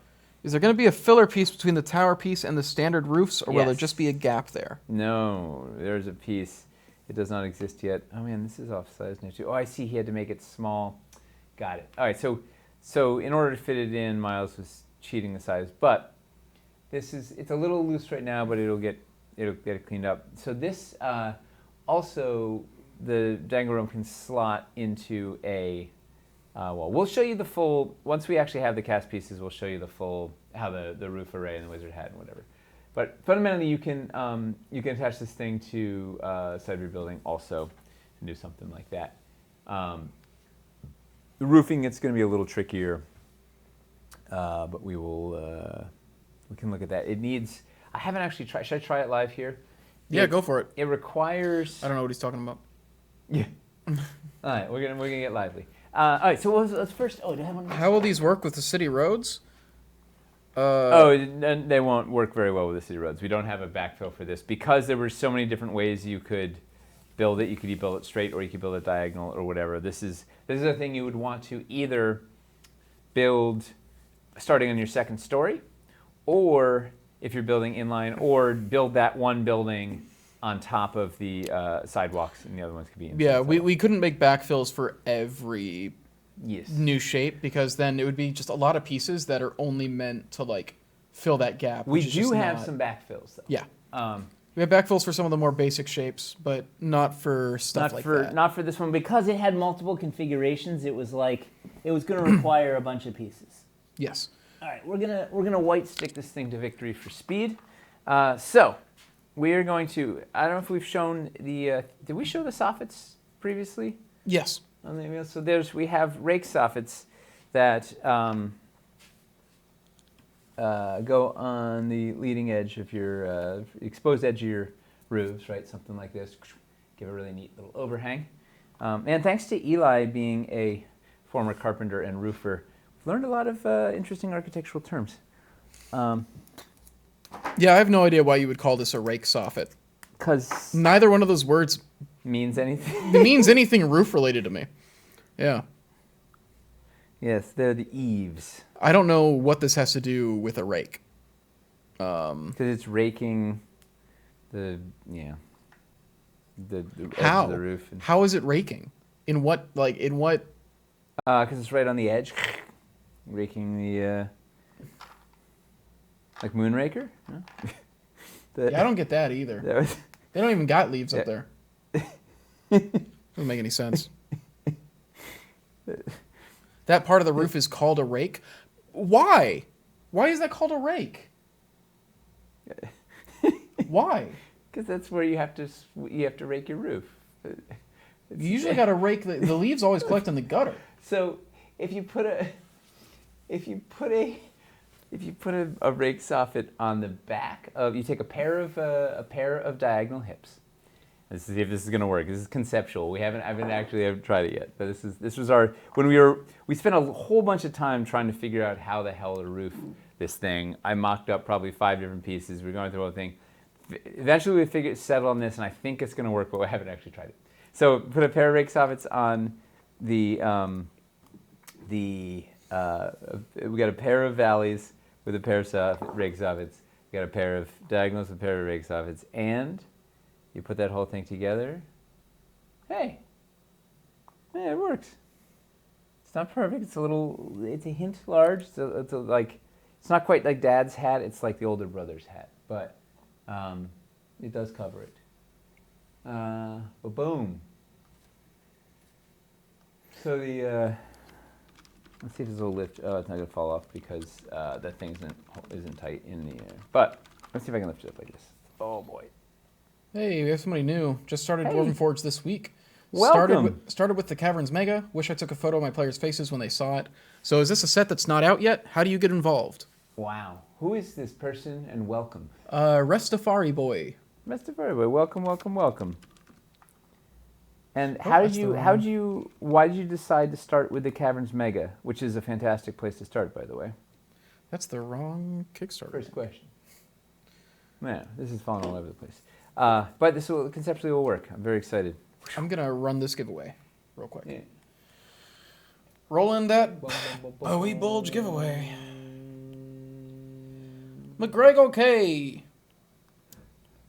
feel like you just won recently. Right. Congrats. You did. So this is our that's upcoming good luck. Cities Untold Lowtown Kickstarter. Join the mailing list, and we'll let you know all about it. It's going to launch February 12th, and that's definitely the best time to jump in. It'll be the lowest prices. Everything will be guaranteed in stock, and it is going to be fun. We're going to have a good time. You know what we can also do if you want? You could, if you want to live dangerously, you could just do a single soffit, and then you don't get quite as much overhang. Still works though. It's not quite as much overhang in the front. Sounds like a bug. Better roll again. What? Sounds like a bug. Better roll again. Amazing. I love our chat. Awesome. All right. So, what next? And what was his name? Rastafari Boy. Rastafari Boy. You're brand new. Do you have any? What would you like to see next? What as some new eyeballs on this? What do you want to see? I don't know if he has enough context to. I don't know. I'm curious where. I know. We'll see what the coming in fresh. What the question is. February, more time to save up. Yeah, we decided that we were looking at potentially really having to sprint to make the launch, and we didn't want to get to the 10th and realize that we need another week or two. So we're like, let's rather realize it now. We might get done a bit early and be able to do some extra stuff. Maybe, who knows? No, there's a chance. Yes, there is a chance. There's a chance. Which I will is hold on to nice. More likely, we will continue at a realistic pace and get it done, and it'll be great. That's what I'm hoping. I'm not counting on realistic. Okay, fair. Did we already get a rundown of some of the pledge options? Well, we talked about landmarks. Do you want to go over the general? You know what I want to do? Pledge plan.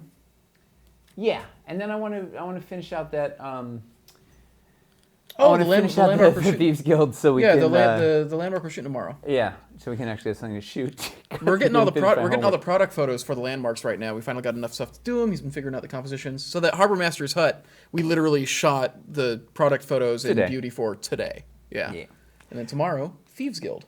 All right. So here's the basic pledge rundown. Is we have.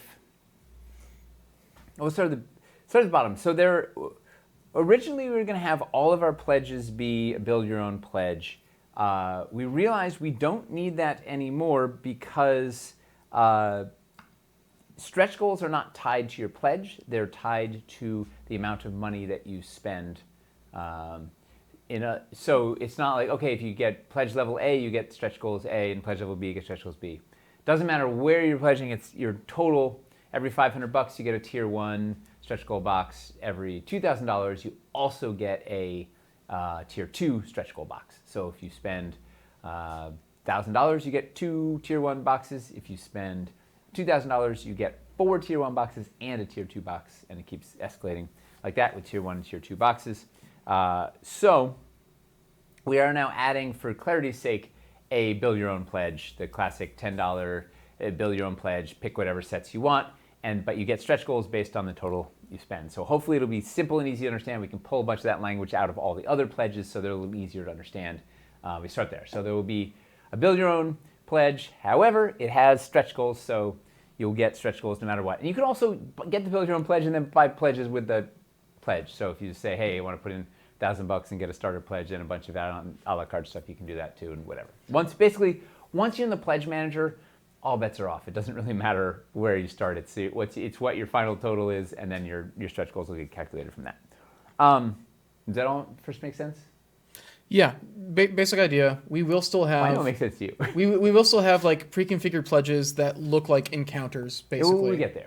But yeah, this is just for the first thing. All I'm saying is that the stretch goals will be the same for you whether you spend your money on pre-configured pledges like that, or if you do it a la carte. Anything. Painted or unpainted doesn't matter. So the stretch goals are forget stretch goals for a sec too, right? The stretch goals are just pulled out of the pledges, pulled out of the bundles, pulled out of the thing. It's not like in the old days where like, oh, you get the lever chamber of it doesn't have any levers, and we're gonna unlock it with stretch goals, or it's the things that we're gonna offer are gonna be complete, and then the stretch goals will be bonus. It'll be frosting. This is the thing people have asked us for years, right? The thing will already work as is, and then we're gonna give you stuff that's actually bonus to it, and you'll be able to choose the flavors. So don't worry about the stretch goals for right now. We're looking at the pledges. So the first batch of pledges will be starter pledges. So there's a single starter, a double starter, and a triple starter. And they are, right now, I believe it's $140 for a starter set. We're going to launch with, I believe, 2 options. One is City Builder Basics, which are 2x2 tiles, much like our original medieval building system. It was just like dungeon tiles, right? There's walls, floors, corners, door walls. You can just build those like you would build a dungeon, but they will have the biscuit holes, so you can also attach them to the rest of the stuff, use them for second story, use them for technical building with the other stuff if you want, but just easy to understand collection of those. We'll also have one that is a terrain tray that has texture that looks like wood, like our floors, and a bunch of these freestanding walls like we're looking at here, and what is this thing? Maybe a few other goodies, and it'll be a terrific toolbox for quickly building encounters. Like boom, boom, boom, boom, freestanding wall pad, you can kind of build out whatever you need. You could also combine the two or whatnot. So anyway, you can get 1, 2, or 3 of those. You get a slight discount. If you get the double, it's like, instead of, if it's $140 for 1, instead of $280 for 2, it would be $275 or something, and then 3 is like, I don't know what, $400 or something. I don't remember exactly. I'm riffing. And we also haven't locked the final prices anyway. So then the next step up are the landmarks. And this is the first set of pledges that will like make a thing you can see and understand. Like previously these were like little toolboxes. This now, when you get to this, it'll build a thing, such as the Harbor Master's Hut, which we sent out in the email today. Do you actually have that image? You could pull it up. I will bring it up real quick. So these will be $550 for a landmark, and it will generally build one building or a small collection of buildings that is a archetypal area where you maybe have an adventure, just something interesting, or it's mostly just a good collection of pieces that make sense together. There will be interior versions and exterior versions. The interior versions won't have roofs and will be dressing heavy. The exterior versions won't have stuff inside the buildings, and we'll tend to have some dressing outside. And one of the things is if you get the exterior build, you can use your stretch goal to get stuff for the inside, because we'll have flavors for the stretch goals, but we'll get to that. So the picture up here right now is a picture right off my iPhone of an example of, this is the Harbor Master's Hut. So this is a landmark, and it is a 2-story rustic wood building, 4x4 building with a thatched roof, and then a whole bunch of docks, right? Docks and bridge and dressing, and you can use that. You can use it as stone to make a whole bunch of stuff, or combine it with some other bits. Or if you've got a Tudor core, this plays really nice with that, or even a fieldstone core or whatnot. Or you can use this and then just get more docks if you want to go nuts with docks or whatever. But it gives you kind of everything you need to make a little port sort of thing, and it's got lots of those LED lanterns in it, which is just dynamite. And it has everything you see here except for the fogger, which you can get in the web store right now if you want.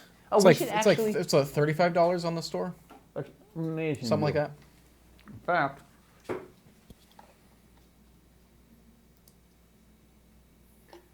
well, let's fire it up. I missed the. Is this a family-friendly stream so my kids can watch? Yeah. Who is Every that? now and then there's some innuendos, but like. Yeah. Nothing. I swore rough. once. Remember that? Yeah. I don't remember what the. Something will slip out every couple months usually, but it's generally pretty fast. You can count on one hand. Yeah. Pretty sure. All right. So. $39. Look at me. It's almost like I look at the store too much. God damn it. No more innuendos than you get in a Pixar film? Yeah. Seems our. I guess, yeah, I did say this after we ran Bowie Bulge as the giveaway word. It's an architectural term. Sure. Is this interval mode? Which is. Oh, this is continuous. All right. I was like, I can't figure out why I keep stopping. It's because it's user error. I had it in interval mode. All right, so you put the fogger, you put the roof, and we got a. Look at this.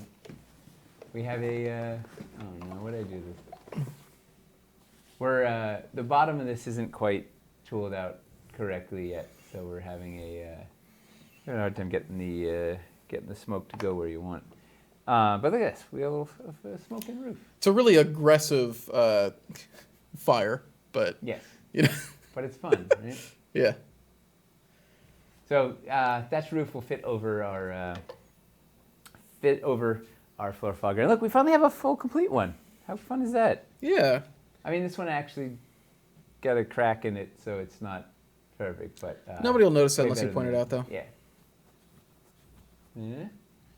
And this roof is like it's gonna be like $40 painted. Yeah. How much for the hut build? So all of our landmarks. $50. Yeah, all of our landmarks are going to be priced around the same thing. They are all built. They are all Painted. built to be the same price, $550 for a landmark.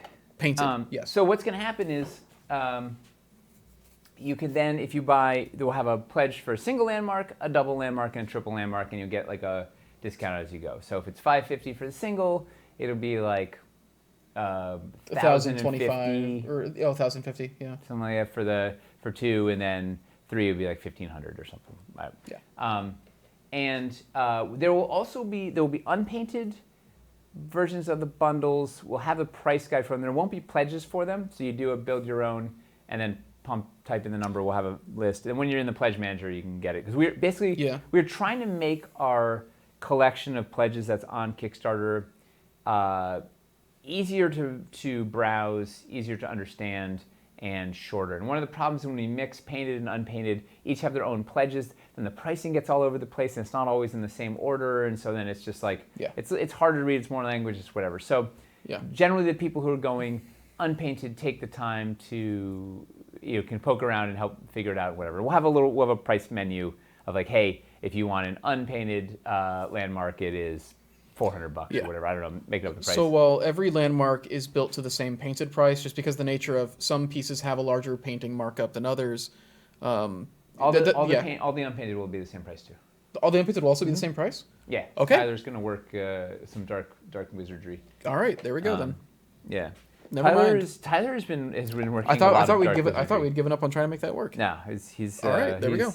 He's doing full ninjutsu. So then we have the districts, right? So these are the big boys. So the districts are $22.50, and they will generally cover a $22.50 painted. They'll generally cover a 2x2, and they will be. We're going to shoot the first one on next Wednesday, so maybe we'll slip you a teaser of that at some point. And they will be a big collection of stuff, and we'll have all the landmarks are built scatter style, so that they don't have anything under them. So you can put them, if you've got sculpted tiles you want to throw them on there, you can do that. If you've got a battle mat you want to throw them in there, you can do that. If you want to just put them on a dry erase board, whatever, you can just you can put them wherever you want. The landmarks are going to have some sort of ground component, either our new textured battle boards, which have sculpted tops, or some terrain trays for water, or sculpted ground tiles. We've got some grass and some dirt, and there'll be like a complete whole thing. And those will be, there'll be a single, a double, and a triple, and the triple is at 6,500 right now. And here's the best part. We're going to have a menu of these things, right? So we're going to endeavor to launch with 4 landmarks and 4 districts, and then we will unlock another 4 or 5 of each as we unlock stuff. So there will be things along the way that we unlock. I think actually some of the more expensive pieces, like this is a big beefy, right? This roof is a big beefy expensive mold. So I think this is going to be an unlock at like $1 million or 1,500 or whatever. So or 1.5 million. So because we don't want to make this huge expensive mold if we don't have funding. So there's going to be some kind of heftier showpieces and whatnot, and those. So like the Harbor Master's Hut, like if the thatched roof is gated, the Harbor Master's Hut landmark won't be one of the ones we launch with. But when we get to, let's say that roof is at 1.5 million, when we break 1.5 million, boom, that's now added to your lineup of landmarks that you could choose. So ideally, as we go, we're going to unlock another 4 or 5 landmarks, another 4 or 5 districts. And we may even be able to make a couple, if everybody's clamoring for something. During the Kickstarter, we may be able to add a couple. They probably wouldn't show up to the Pledge Manager, but you don't choose to the Pledge Manager anyway. So the idea is you'll have a lot of choices. So ideally, you'll have 8 or 9 landmarks or 8 or 9 districts to choose from at the end. So if you get the triple landmarks, you'll have like 9 different ones to choose from that you could mix and match. Or you get 3 of the same. Or if you wanted to get wild, you could get 2 of them and then use your last to just go a la carte and buy whatever component sets you want. Because everything's made out of the same collection of component sets. So we have roughly 70 component sets that make up everything, right? The scaffolding is broken into 4 sets. There's like a dock builder, a balconies builder, a rooftop run builder, or what do we call it? Widow's walk builder, and a rope bridge builder. And so each of those is kind of designed for different styles of building, but they've got some overlap of pieces, and you could get all 3 if you want. But like the Harbor Master's Hut has 2 of the dock builder and 1 of the rope bridge builder versus what's one that I think offhand? Well, like the we're gonna look at the Thieves Guild. We're gonna look at has 1 of the Widow's Walk builder. So same component packs we're using to mix and match to create these pledge builds. So we'll give you the recipe. So if you look at it and you go, you know what, I really like that Harbor Master's Hut, but I don't want that. I don't want 2 dock packs or whatever. You could just go add up that same recipe and get something similar, but swap out a couple of the packs. I really like the Harbor Master's Hut, but I don't like the thing that's 80% that makes of the it Harbor a hut. Master's Hut. Yeah. Yeah, If there's anything you're going to remove from the Harbor Master's Hut, it's probably not the docks. That's I like that speakeasy murder bar, but not all the murder. So can we Yeah. I want to swap out my murder for like hugs. It's a dive. It's something, yeah. Okay, we got to clarify some things. Yes. That was a lot. Yeah, I was moving. First off, so generally, the basic difference between landmarks and districts, Size. largely size, but also like philosophy-wise, landmark is meant to be like an iconic locale, basically. And when he said they're built scatter style, that doesn't mean that they're all just like dressing. He meant that there's no like sculpted floors. Yeah, like so the whatever Harbor buildings. Master Hut, right? It's a building and docks, but there's no ground. There's nothing underneath it. Yeah. Whereas with districts, the plan is to have some districts that have the sculpted ground for building in line, and some districts that are completely scatter style, right? All the districts are going to have some ground cover. Yeah. Nothing is scatter. They'll all have ground cover. That's the current plan. They'll all build a thing. Yes. So that's the main difference between landmarks and districts. Is landmark is like here is like an establishment or a house. A district is like here's a neighborhood, basically. Yeah.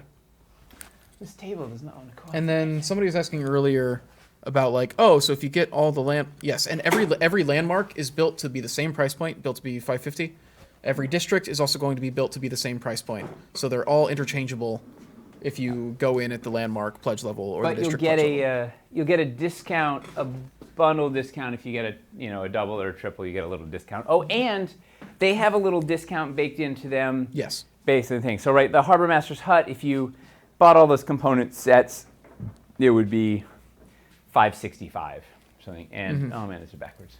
And so basically, like, the discount that you're getting gets bigger the larger your pledge goes. Yep. And more stretch goals. Yes. So yeah, that's roughly, and it was $22.50 for district, is what you were saying? Yeah. Or? Yeah. And of course, these prices points are a little bit subject. We're getting pretty close to locking them in, I think. They're locked. Yeah, they're locked. Yeah, because cool. there's too much. There's too many moving. Like, it's we gotta lock them or we're dead because.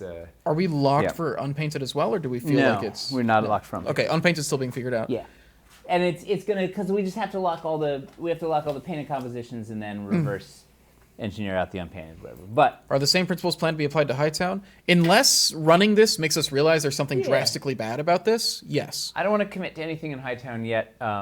Until we see how this goes. And just make sure this works. Our assumption is that this is going to lead to the easiest to understand Kickstarter that we've ever had. And like everything so far, the only issues I feel like we've had with trying to explain it to people is since it is still super abstract, it's a lot to try and explain on a stream like this when we can't like point to and show you things. Easier when you can see them, hopefully. And when we've actually got like the video made that is like, hey, here's like a very concise, here's like all the visuals you need to understand it. Yeah. This should be easier. But everything about it is looking good to us so far. So most likely Hightown will run the same way.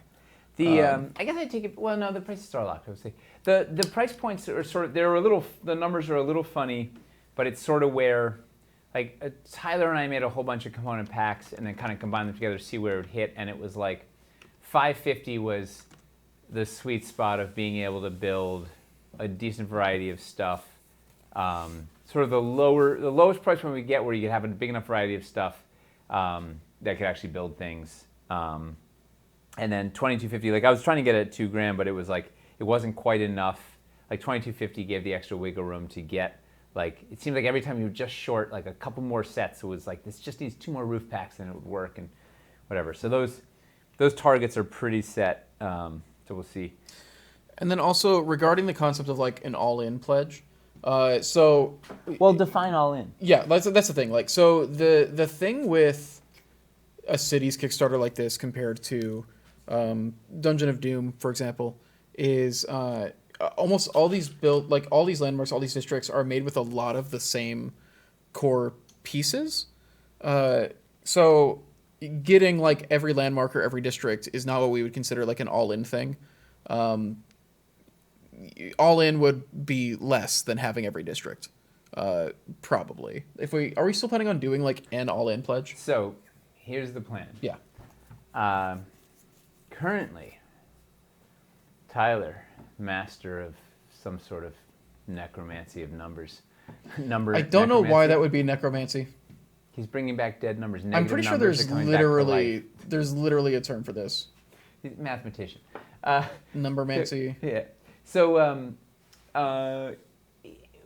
he said he's gonna work it out. But the current plan, because we've been talking about like, hey, what about somebody that just wants to make sure they get every single sculpt, of what it is. So what we're looking to do is to make a special district bundle that doesn't actually build anything, but it rounds up, and it's going to break all of our everything else. So it's not going to be made of component sets. It's going to round up every single piece that we make in some sort of realistic multiple that we can put them together in, because like it doesn't make sense to, like, if we're always casting the stair pillar in pairs, we'd put 2 in there instead of 1. Whatever. But it would round up everything into 1 pack, so you get at least 1 of every sculpt. But it wouldn't be optimized for building, right? You would get 4 corner posts or 8 or whatever. Who wants to build with this stuff? But it would get you every piece. Well, some people want to collect all the pieces. So, but the idea is, it would be the easiest way. It's kind of the only way for us to round up 1 of everything in one bit. And this would be a Kickstarter exclusive pack, right? We wouldn't do this again. It's a nonsense pack. But you could get, if let's say you went triple district, you could go, okay, I'm going to get the completionist district as one, so I get one of everything, and then I'll take the deep slums and downtown dockside, so I get some of this really cool new wood stuff, whatever. And you'll have a whole bunch of building stuff from that, but you'll know I have one of everything, so you have all the dressing, or you have everything, all the decorative bits, all the everything, and then you can bulk out your actual building pieces with an actual district or something. Or you could just go a la carte and go nuts or whatever. Because everything will be available in packs, right? We're not going to have any gated pieces. Everything will be available in one of the component packs. But we're looking at having because we know there's some people who just make sure they have one of everything. Like, okay, you can get the completionist district, and that'll have one of everything. So Tyler thinks he can make it work. TBD, but that is the current plan. So it's a work in progress. So the idea of getting a one of everything pledge is being worked on, basically. Yeah. And so you could get that would be a 2250 one of everything. And it would give you more than one of some of them, like I said. Like the corner posts you're not going to get one corner post. You get at least 4, probably 8. I don't know what our multiples are, but to answer an earlier question, I think it was feel good.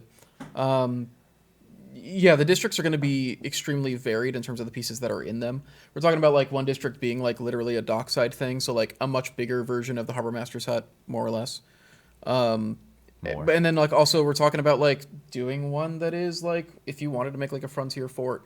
Like there's a lot of stuff you can do with these pieces. But you know what? Yeah. Both of those would have floors and corner posts.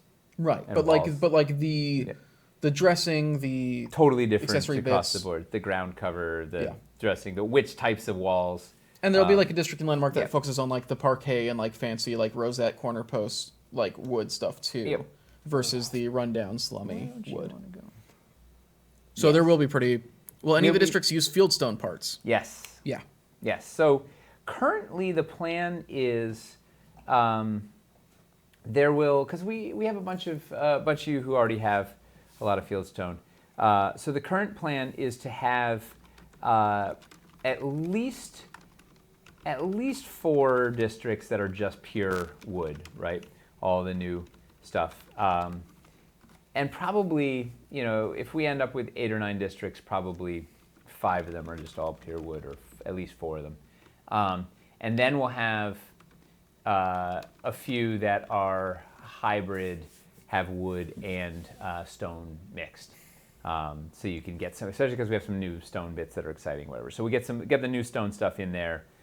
So let's say you already have a pretty good collection, you can get one of those and get all the new stone stuff as well as some of the new wood stuff, and then get an all pure wood one or whatever. The landmarks there'll be at least one landmark that's pure stone. Like if you're brand new and you want to build out your stone collection, you can get one that's just pure field stone. We'll have a couple hybrid ones that mix field stone and wood, and then more wood. Generally, we're going to favor wood because it's the new material and less people have it. But there will be ways to get everything. There will be ways.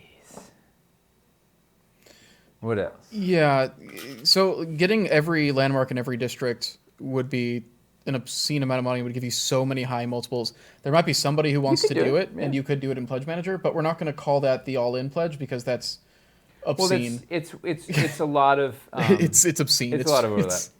But you know what?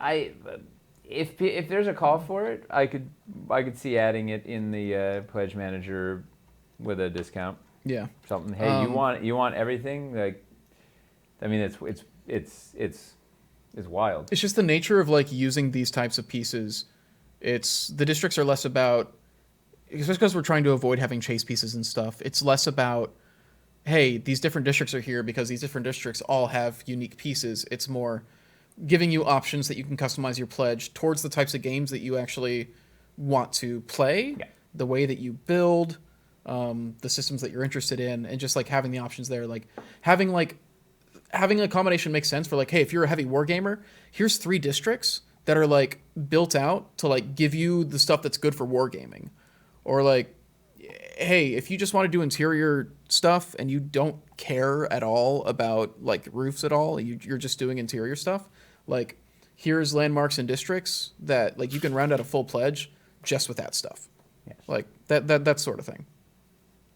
So when we're talking about having like 8 districts and 8 landmarks, it's not because you need all of them to have a complete set. It's they're targeting different Yeah. people. Like we did sort of an early focus group, and some of you viewing here might have even been in there.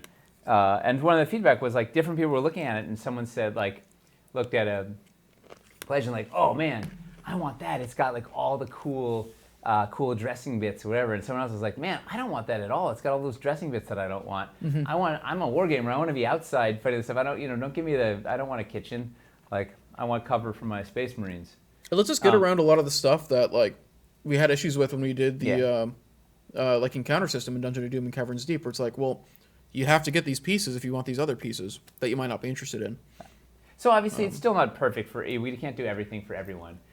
But I think you'll be able to tailor your likes, the things that you're excited by. There should be a landmark or a district for you, and ideally multiple landmarks and districts for you. And if there's not, you got the component packs. Just look at the list of what's there and get the component packs. In fact, we're going to have we are essentially building an entire web store for this, so you'll be able to browse the sets as if it was our web store, and there will be tags so you can sort them by wood, by fieldstone, by scaffolding, by elevation, by LEDs, by whatever. So you'll be able to go through, hunt, and you actually build a shopping cart, right? You can build it out, save your pledge. Like we have the experience. I think is going to be mind-blowingly better than we've ever had before. Letitia is hard at work, like she's been killing it, masterminding this massive. It's a full-on store for all the Kickstarter stuff, except we can't actually spend money there, but it lets you browse it with all the functionality that our store has. So I think you'll be able to find whatever you're excited about. You should be able to, find a pledge that works for you. We don't have streets in Lowtown, but you'll be able to like use our existing streets. But we have other ground cover options. We do have. Oh, do you have the samples here to show? Well, sort of. We don't have a full. So we have the scraped off surface of a. We've got cobblestone, which is going to be awesome, but we don't have. Whoa.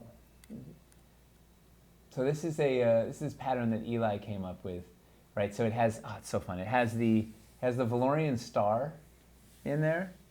It has a circle in there. Obviously, it has the 1 inch grid in there, and then it makes a flower. If you look at it from this way, it's just got all these wonderful little patterns in there that repeat and have a 1 inch grid and looks like cobblestones.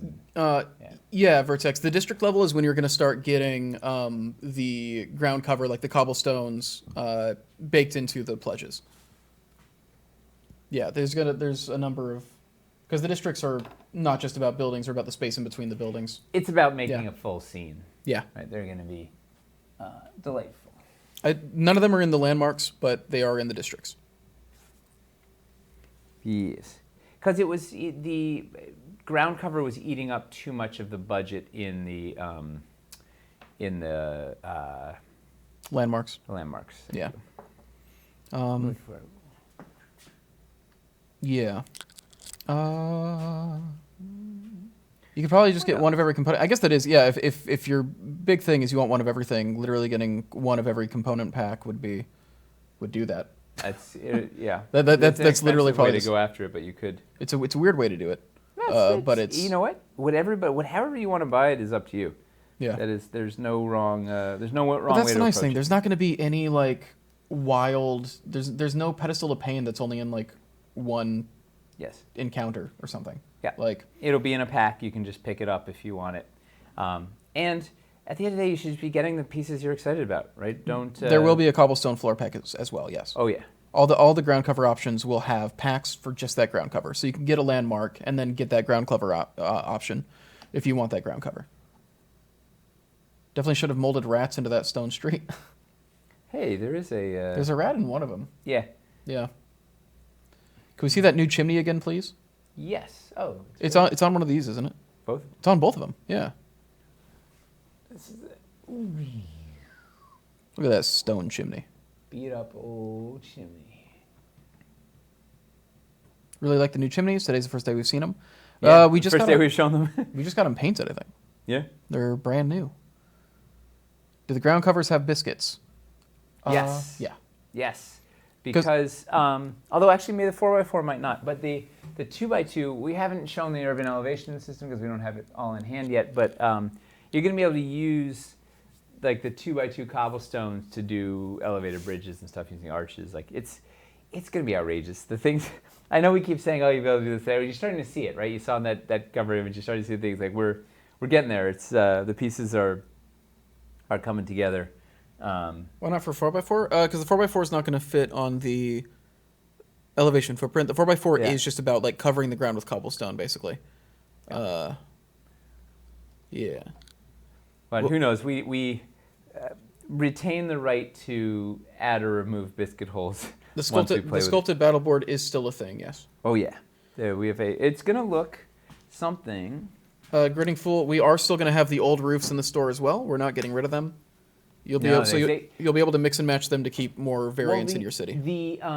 The roofs were designed to complement the existing roofs, right? So Aaron and Hamster worked really hard to try and find two different paint schemes for the new roof that didn't duplicate what we'd done before, but looked really good. So if you do the whole lineup, you can make like a city that really has the variety, right? You can have 4 different roof colors plus the thatch, right? So that was also the thing. It's like, well, it's got to look different than the thatch also. So there's like... We'll have 5 different roof types. Yeah, you have 5 different roof types that you can play with. Although I guess technically 4 different roof types, one of them's in 2 colors. But there's a good variety. We're going to have a textured battle board that's going to look something like this. This is a fake, right? Because I just have it on another battle board, but it's going to be floor height, floor thickness, and have a fully sculpted top. This is the old paint scheme, not the latest and greatest, but it's going to be. The thing is ridiculous. I think it's going to be a game changer. It's going to be our sort of a most affordable way to get a square foot of coverage. It's going to look awesome, and you can just slap 4 of these down, and you have a city base and just pop in your buildings and go. True. If you count the castle crenellations, there's 6 roof types. Absolutely. Good call. When do Kickstarter items usually ship out? Also, we have that square roof from Cities, the cathedral roof. Oh God, right. I mean, it's technically the slate color, but we also have that. Like there's options. Also, if in a pinch, you can use the scaffolding as a roof too, like a shanty roof. Whatever, so you can also do that too. Oh, yeah, we've had a couple examples of that. Yeah, so there are options. There are a lot of options. Are we hoping for delivery? Are we hoping early to mid 2024? We are. If we launch in February, finish in March, I think we're talking like April of 2024. Okay. And so I think we're planning to run from the 12th to the 28th of February. That is correct. Yeah. That is my understanding. You use floors as roofs all the time? Oh, buddy, we got a lot of cool stuff to show you in regards to that. Wait, have we ever demoed that on stream? I don't know. I don't think so. That's a really cool use of the roof system. If you don't have the pieces for it, that's fine. Which? Having the roofs surrounding, you got the attic? Floor biscuited. Yeah, doing like multi-layer where you've got them like, you biscuit a floor like on the bottom and on the top, and then you can like build up from there. You can do like multi-layered roofs like that way. Do the pagoda style thing. Stack up the yeah. That is a. It's very complicated. It might take it might take more time than we have right Yeah. now. But we did show it. Okay, cool, good. The pandemic thing put a big wrench into Wildlands. Yes. Yes, it did. The pandemic was a lot. Yeah. I remember when we ran it, we were just like, well, things are starting to get better. You know. Yeah, I do remember that exact phrasing too. We were just like, well, yeah, how much longer could this go on? We ran it like September 2020. We're like, we've got to be getting close to... Well, we left the office for a couple of weeks, right? Yeah, we left... just to be safe, we'll probably, let's assume we'll be out for 2 or 3 We went into working remote earlier than... Like, before, like, the city government was actually like, hey, everybody needs to, like, go home. Eric Hamilton's spider sense was tingling hard, and he's like, we need to have a plan to shut down. He's like... Things are afoot. He was like, "This is just like." Everybody started taking their work stuff be home, ready. and it was like, yeah, we're gonna plan. go home, and they're like, we're gonna stay home for 2 weeks, maybe a month to stay safe. And then, God. Yeah. Yeah. That was, yeah. Can we get a nice long pledge manager time? I think we're planning on running it. It'll be as long as it can be. We have to put our order in. I don't know how some of these people keep the pledge manager open for like a year. Like I don't know how Reaper does it. Heck, Reaper does it, but They don't have to do the Dwarvenite creation process. yeah. Like, But we can't keep it open as long as they do. But we'll keep it open as long as we can. But we do need to put our order in and start production. we are planning to go harder on the pledge manager this year than usual. So hopefully that pays off. What am I missing? Oh, I need one more of these things. Let's look at this thing. We got 5 minutes left. Yeah. What is this? Oh, is this Thieves Guild? Yeah. We're Nice. gonna shoot this tomorrow. Define harder? We're toying with... Would any of you be mad if we accepted late pledges? Toying. Would any of you feel like you were disrespected as Kickstarter backers if we accepted late pledges? No? Would you not pledge because you're like, yeah, I can just pop it in late pledge whenever? Universally, everybody's saying no, no, no. Haven't you always? Kind of, but like, late pledges for how long though? As long as the pledge manager is open. It wouldn't keep the pledge manager open longer than usual. Just make it clear from the start. We've always done a thing where it's like, if you reach out to customer support, we would add you in, but like, why would anyone care? Yeah, exactly. Yeah, that's what. Yeah. We'd only be angry if you don't make pledge goals. Well, we're not going to make pledge goals. Don't think. Yeah. It's too hard It's hard to too make those track, adjustments and with it's, how like, hard to- close. Yeah. With how close, just because of our mold making process and everything, it's hard to make adjustments like that late in the game.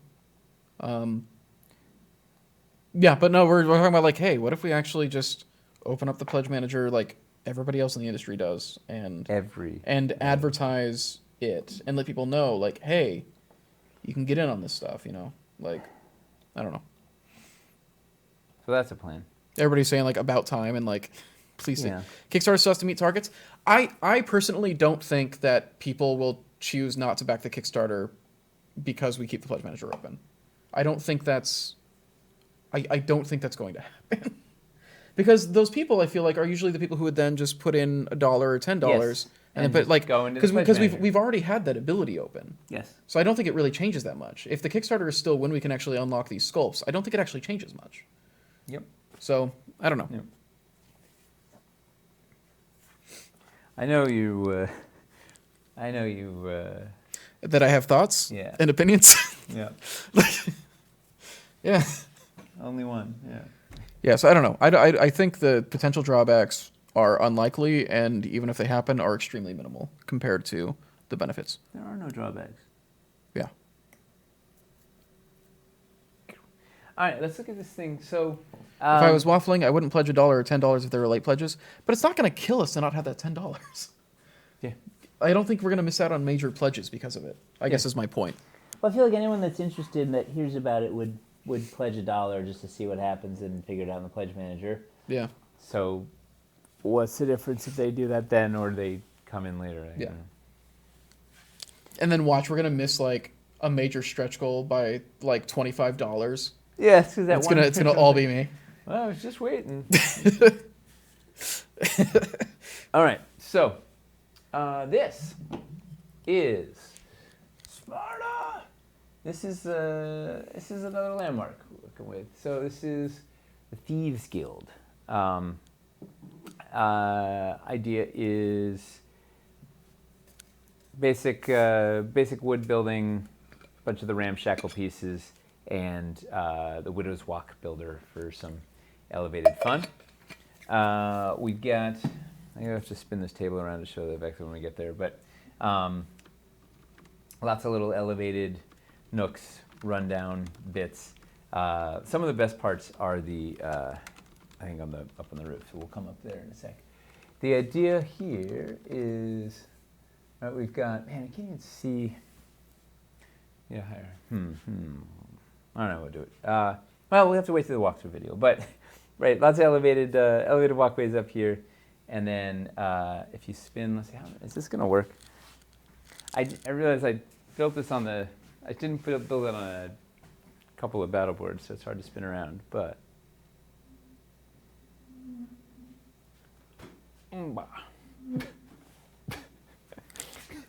it's like that scene in Austin Powers where he's trying to turn the golf cart around. And Yeah, dude, it's a classic. um, Oh, what was it? Somebody made an edit of Austin Powers golf cart. Oh, they did really good rotoscoping and they edited it into something else. I cannot remember what it was. Fun bit over here. Let's see. Is this about a landmark? This is a landmark we're shooting tomorrow. Yeah. What we're looking at right here, this Thieves Guild is a landmark pledge for $550. Ladder up to a corner platform into the side door, but what's awesome is over here, right? Boop, secret door. What's awesome is it falls apart. Yeah, that's a secret door. It opens up. Ooh, who would expect? So you got a secret door over there, and then it's not enough. We got to keep going. More secret doors. Oh, look, here we got Aren't you glad to have the new tables built? These are new tables. That's what I'm saying. Aren't you glad that we have the new tables? Oh, yeah. Yes, this is the best. This is the stitched vellum window inserts. It also looks like it might have been human skin, Janet.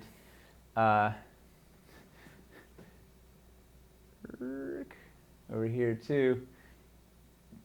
Ladder up to the back, and I even get this one out. Oh.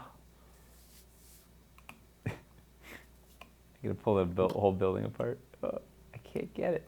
Is it just one bridge pack or a bridge and small scaffolding pack? Ooh. That's a bridge pack and a scaffolding pack, It's I a believe. bridge pack and a widow's walk. Jesus. Prototype. There it is. The bridge pack is a pretty cheap pack that basically just has the stuff to actually set up a bridge. Yeah. But then there's like 3 different scaffolding packs that are made for like different use cases. So this case is all the Widow's Walk pack has lots of narrow platforms, roof perches. Oh boy, what did I hit there? That's my. And we're doing that same. Up here. That looks like bloody meat. Yeah. At the. Oh, you know what I didn't put in here? Oh wait. Then do we see the indoor focus landmarks? I think the second landmark we're planning to shoot tomorrow is one of the indoor ones. I don't think it's built out currently, though. No. We only have so many prototypes to go around currently, so we can't... There's so much time to go. We're having to, like, cannibalize one landmark to then build the next landmark. So this is there's a little pole accessory holder that can slide on. Is that a focus? I can tell. And this is going to come with the... What's in the bridge pack? The bridge, 2 pillars and a corner? Yeah, it's a bridge, 2 stair pillars, and 2 38mm stairs. Yeah, So you can stand alone. So you can put the bridge with the two stair pillars and the stairs and stand it. So it can be a standalone bridge, or you can connect it to whatever. Why not? So we get it's got a spyglass in there. It should be exciting because it's been hard to get that spyglass. So what's interesting here, this is a same exact price as a Harbormaster's hut, much smaller footprint, and it's going to be the same. You challenge sort of the more verticality and more component bits you have, the less sprawl you have. Like the Harbormaster's hut covers a lot of ground because it's just sprawling docks spewed out. There's going to be ones that have even smaller footprint than this. Although the speakeasy is going to have a 8 by 12 footprint, so that'll be a big one, but it has no roofs. Mm-hmm. Right, it's all interior with nothing on top. So, it'll be a variety. It'll be interesting variety for depending on what people are interested in. How does a mini look behind that spyglass? It's a little tall, I think. Yeah, maybe a wee bit. Get him a little crate to stand on. The insider's got to get platform shoes. Yeah, well, he's crouched down to take cover, you know. Well, that's the thing. We made them 1 inch high, so they'd work well. The railings, so they'd work well for fortifications. and also as platforms. So they definitely cover your minis. Like that's 3/4 cover. Put a small scaffolding piece in there to stand on. Wouldn't need to be scaffolding, but you could put like a little crate or something. Oh yeah. Oh, you're talking about like putting that in there? See if we can. Yeah. I've got. We've got to put the secret door piece plank. Seems pretty big still, but it might be hard for new folks to get the scale.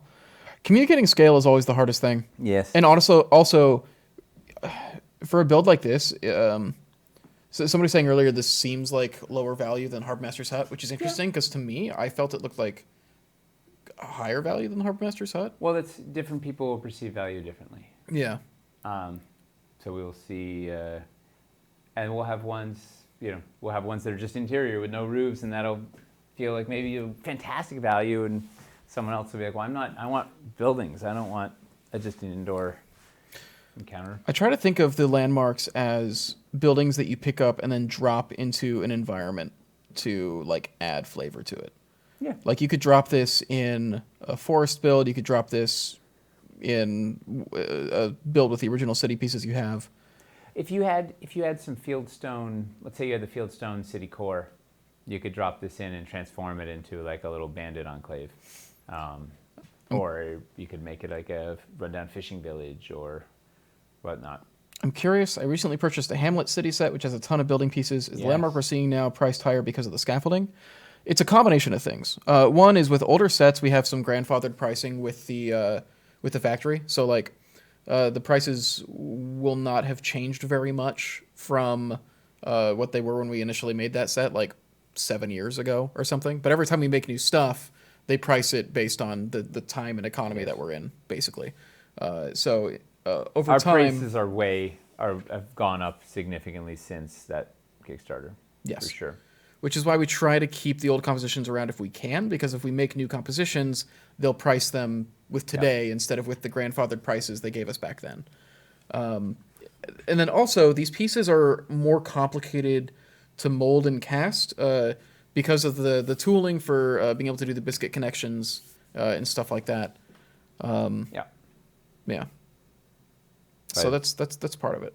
Yeah, it's tough. Like if you're doing apples to apples comparison, this stuff is going to be much more expensive than the original city stuff. If you're talking about pure area coverage, that's one thing. There's also like a lot more little bits and playability, like the scaffolding, better details, better functionality, better set configurations, better the verticality. I mean, look, pull that cover image up again. Pull that thing we said again. Right, this is what we're going to be able to do.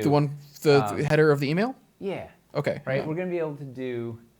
We're going to be able to do this sort of a thing that you could never do with our old stuff, right? Like this is why we're doing this, is so that you can just go nuts, right?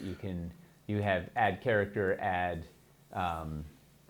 verticality, cantilever stuff out. Like because we can biscuit stuff out now, you can like have things to stand on the side, new accessories, new whatever and stuff. So it's gonna be, that's what we're going for, giving you the ability to build much more impressive builds and much more varied builds, right? Not a bunch of square buildings anymore, stuff that you can actually lift the layers off. Right, when we were doing this, this build you're looking at right now, this is a free build that we did for the scaffolding video. That's somewhere between a landmark and a district. It's probably closer to a double landmark than a It's probably like a double landmark. Go pop the back to the camera, right? So this is like being able to do this, right, and lift off the whole roof as one thing to reveal the layer underneath as you're playing and stuff. That's like that's what we're going for. Better functionality on the game table, better playability, and and it is, it's more expensive than the old stuff. But you know what? The old stuff's still on the store, so you can still buy that, and you can mix and match, right? This wood is going to look really good with your tutor, and we're going to have some new stuff to add to the fieldstone, and you can mix fieldstone and the wood, and you can just get the scaffolding and throw it up against your old docks or with your tutor or whatever. Like, you can get any of the stuff that you're excited about and skip the rest, or just come in for the dressing or whatever. Yeah, that's the thing, is we're trying to provide we're trying to provide easy options for everybody based on whatever kind of stuff they're looking for their games. Yeah. We're trying to please everybody, which is So we therefore please nobody. yeah. No, I think we're offering stuff that is going to appeal to a good range of our customers. And I think the biggest thing is there's no option to do stuff like this on the market. No. Like figuring out how to be able to make this kind of verticality in a city environment and have it be modular. Yes. It was a really tough nut to crack. It was like we've been working on this for like 2 years of Toby going in and like using his architecture like background to like figure out like what all the measurements for this stuff is and all the brainstorming and all the just how do you make a system like this work to be able to do all these things. And they're more expensive to make than the original Cities pieces because they do so much more. Yeah. And it's just gonna be adding this to your toolbox. It's like it's gonna be the best. That's the thing. Is like seeing this stuff work is wild. Yeah. Yeah.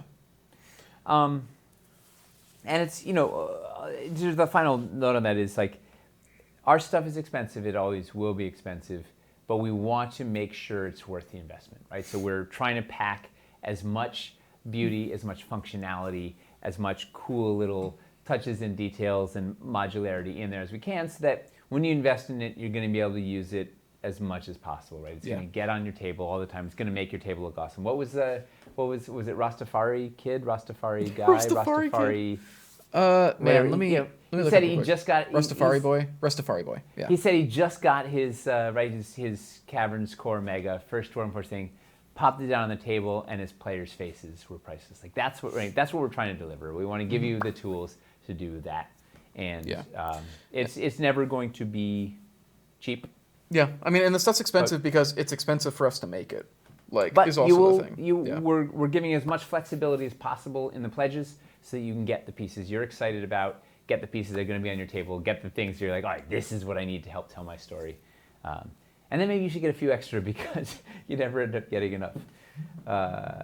Let's get out of here because it's what did I mess up? It's late. Yeah. My boarded up window. There's nothing else to. Well, we'll be back at some point in January. Yeah. We're gonna be sporadic. This is the last time we're we're gonna go doing this before the holidays now. Yeah.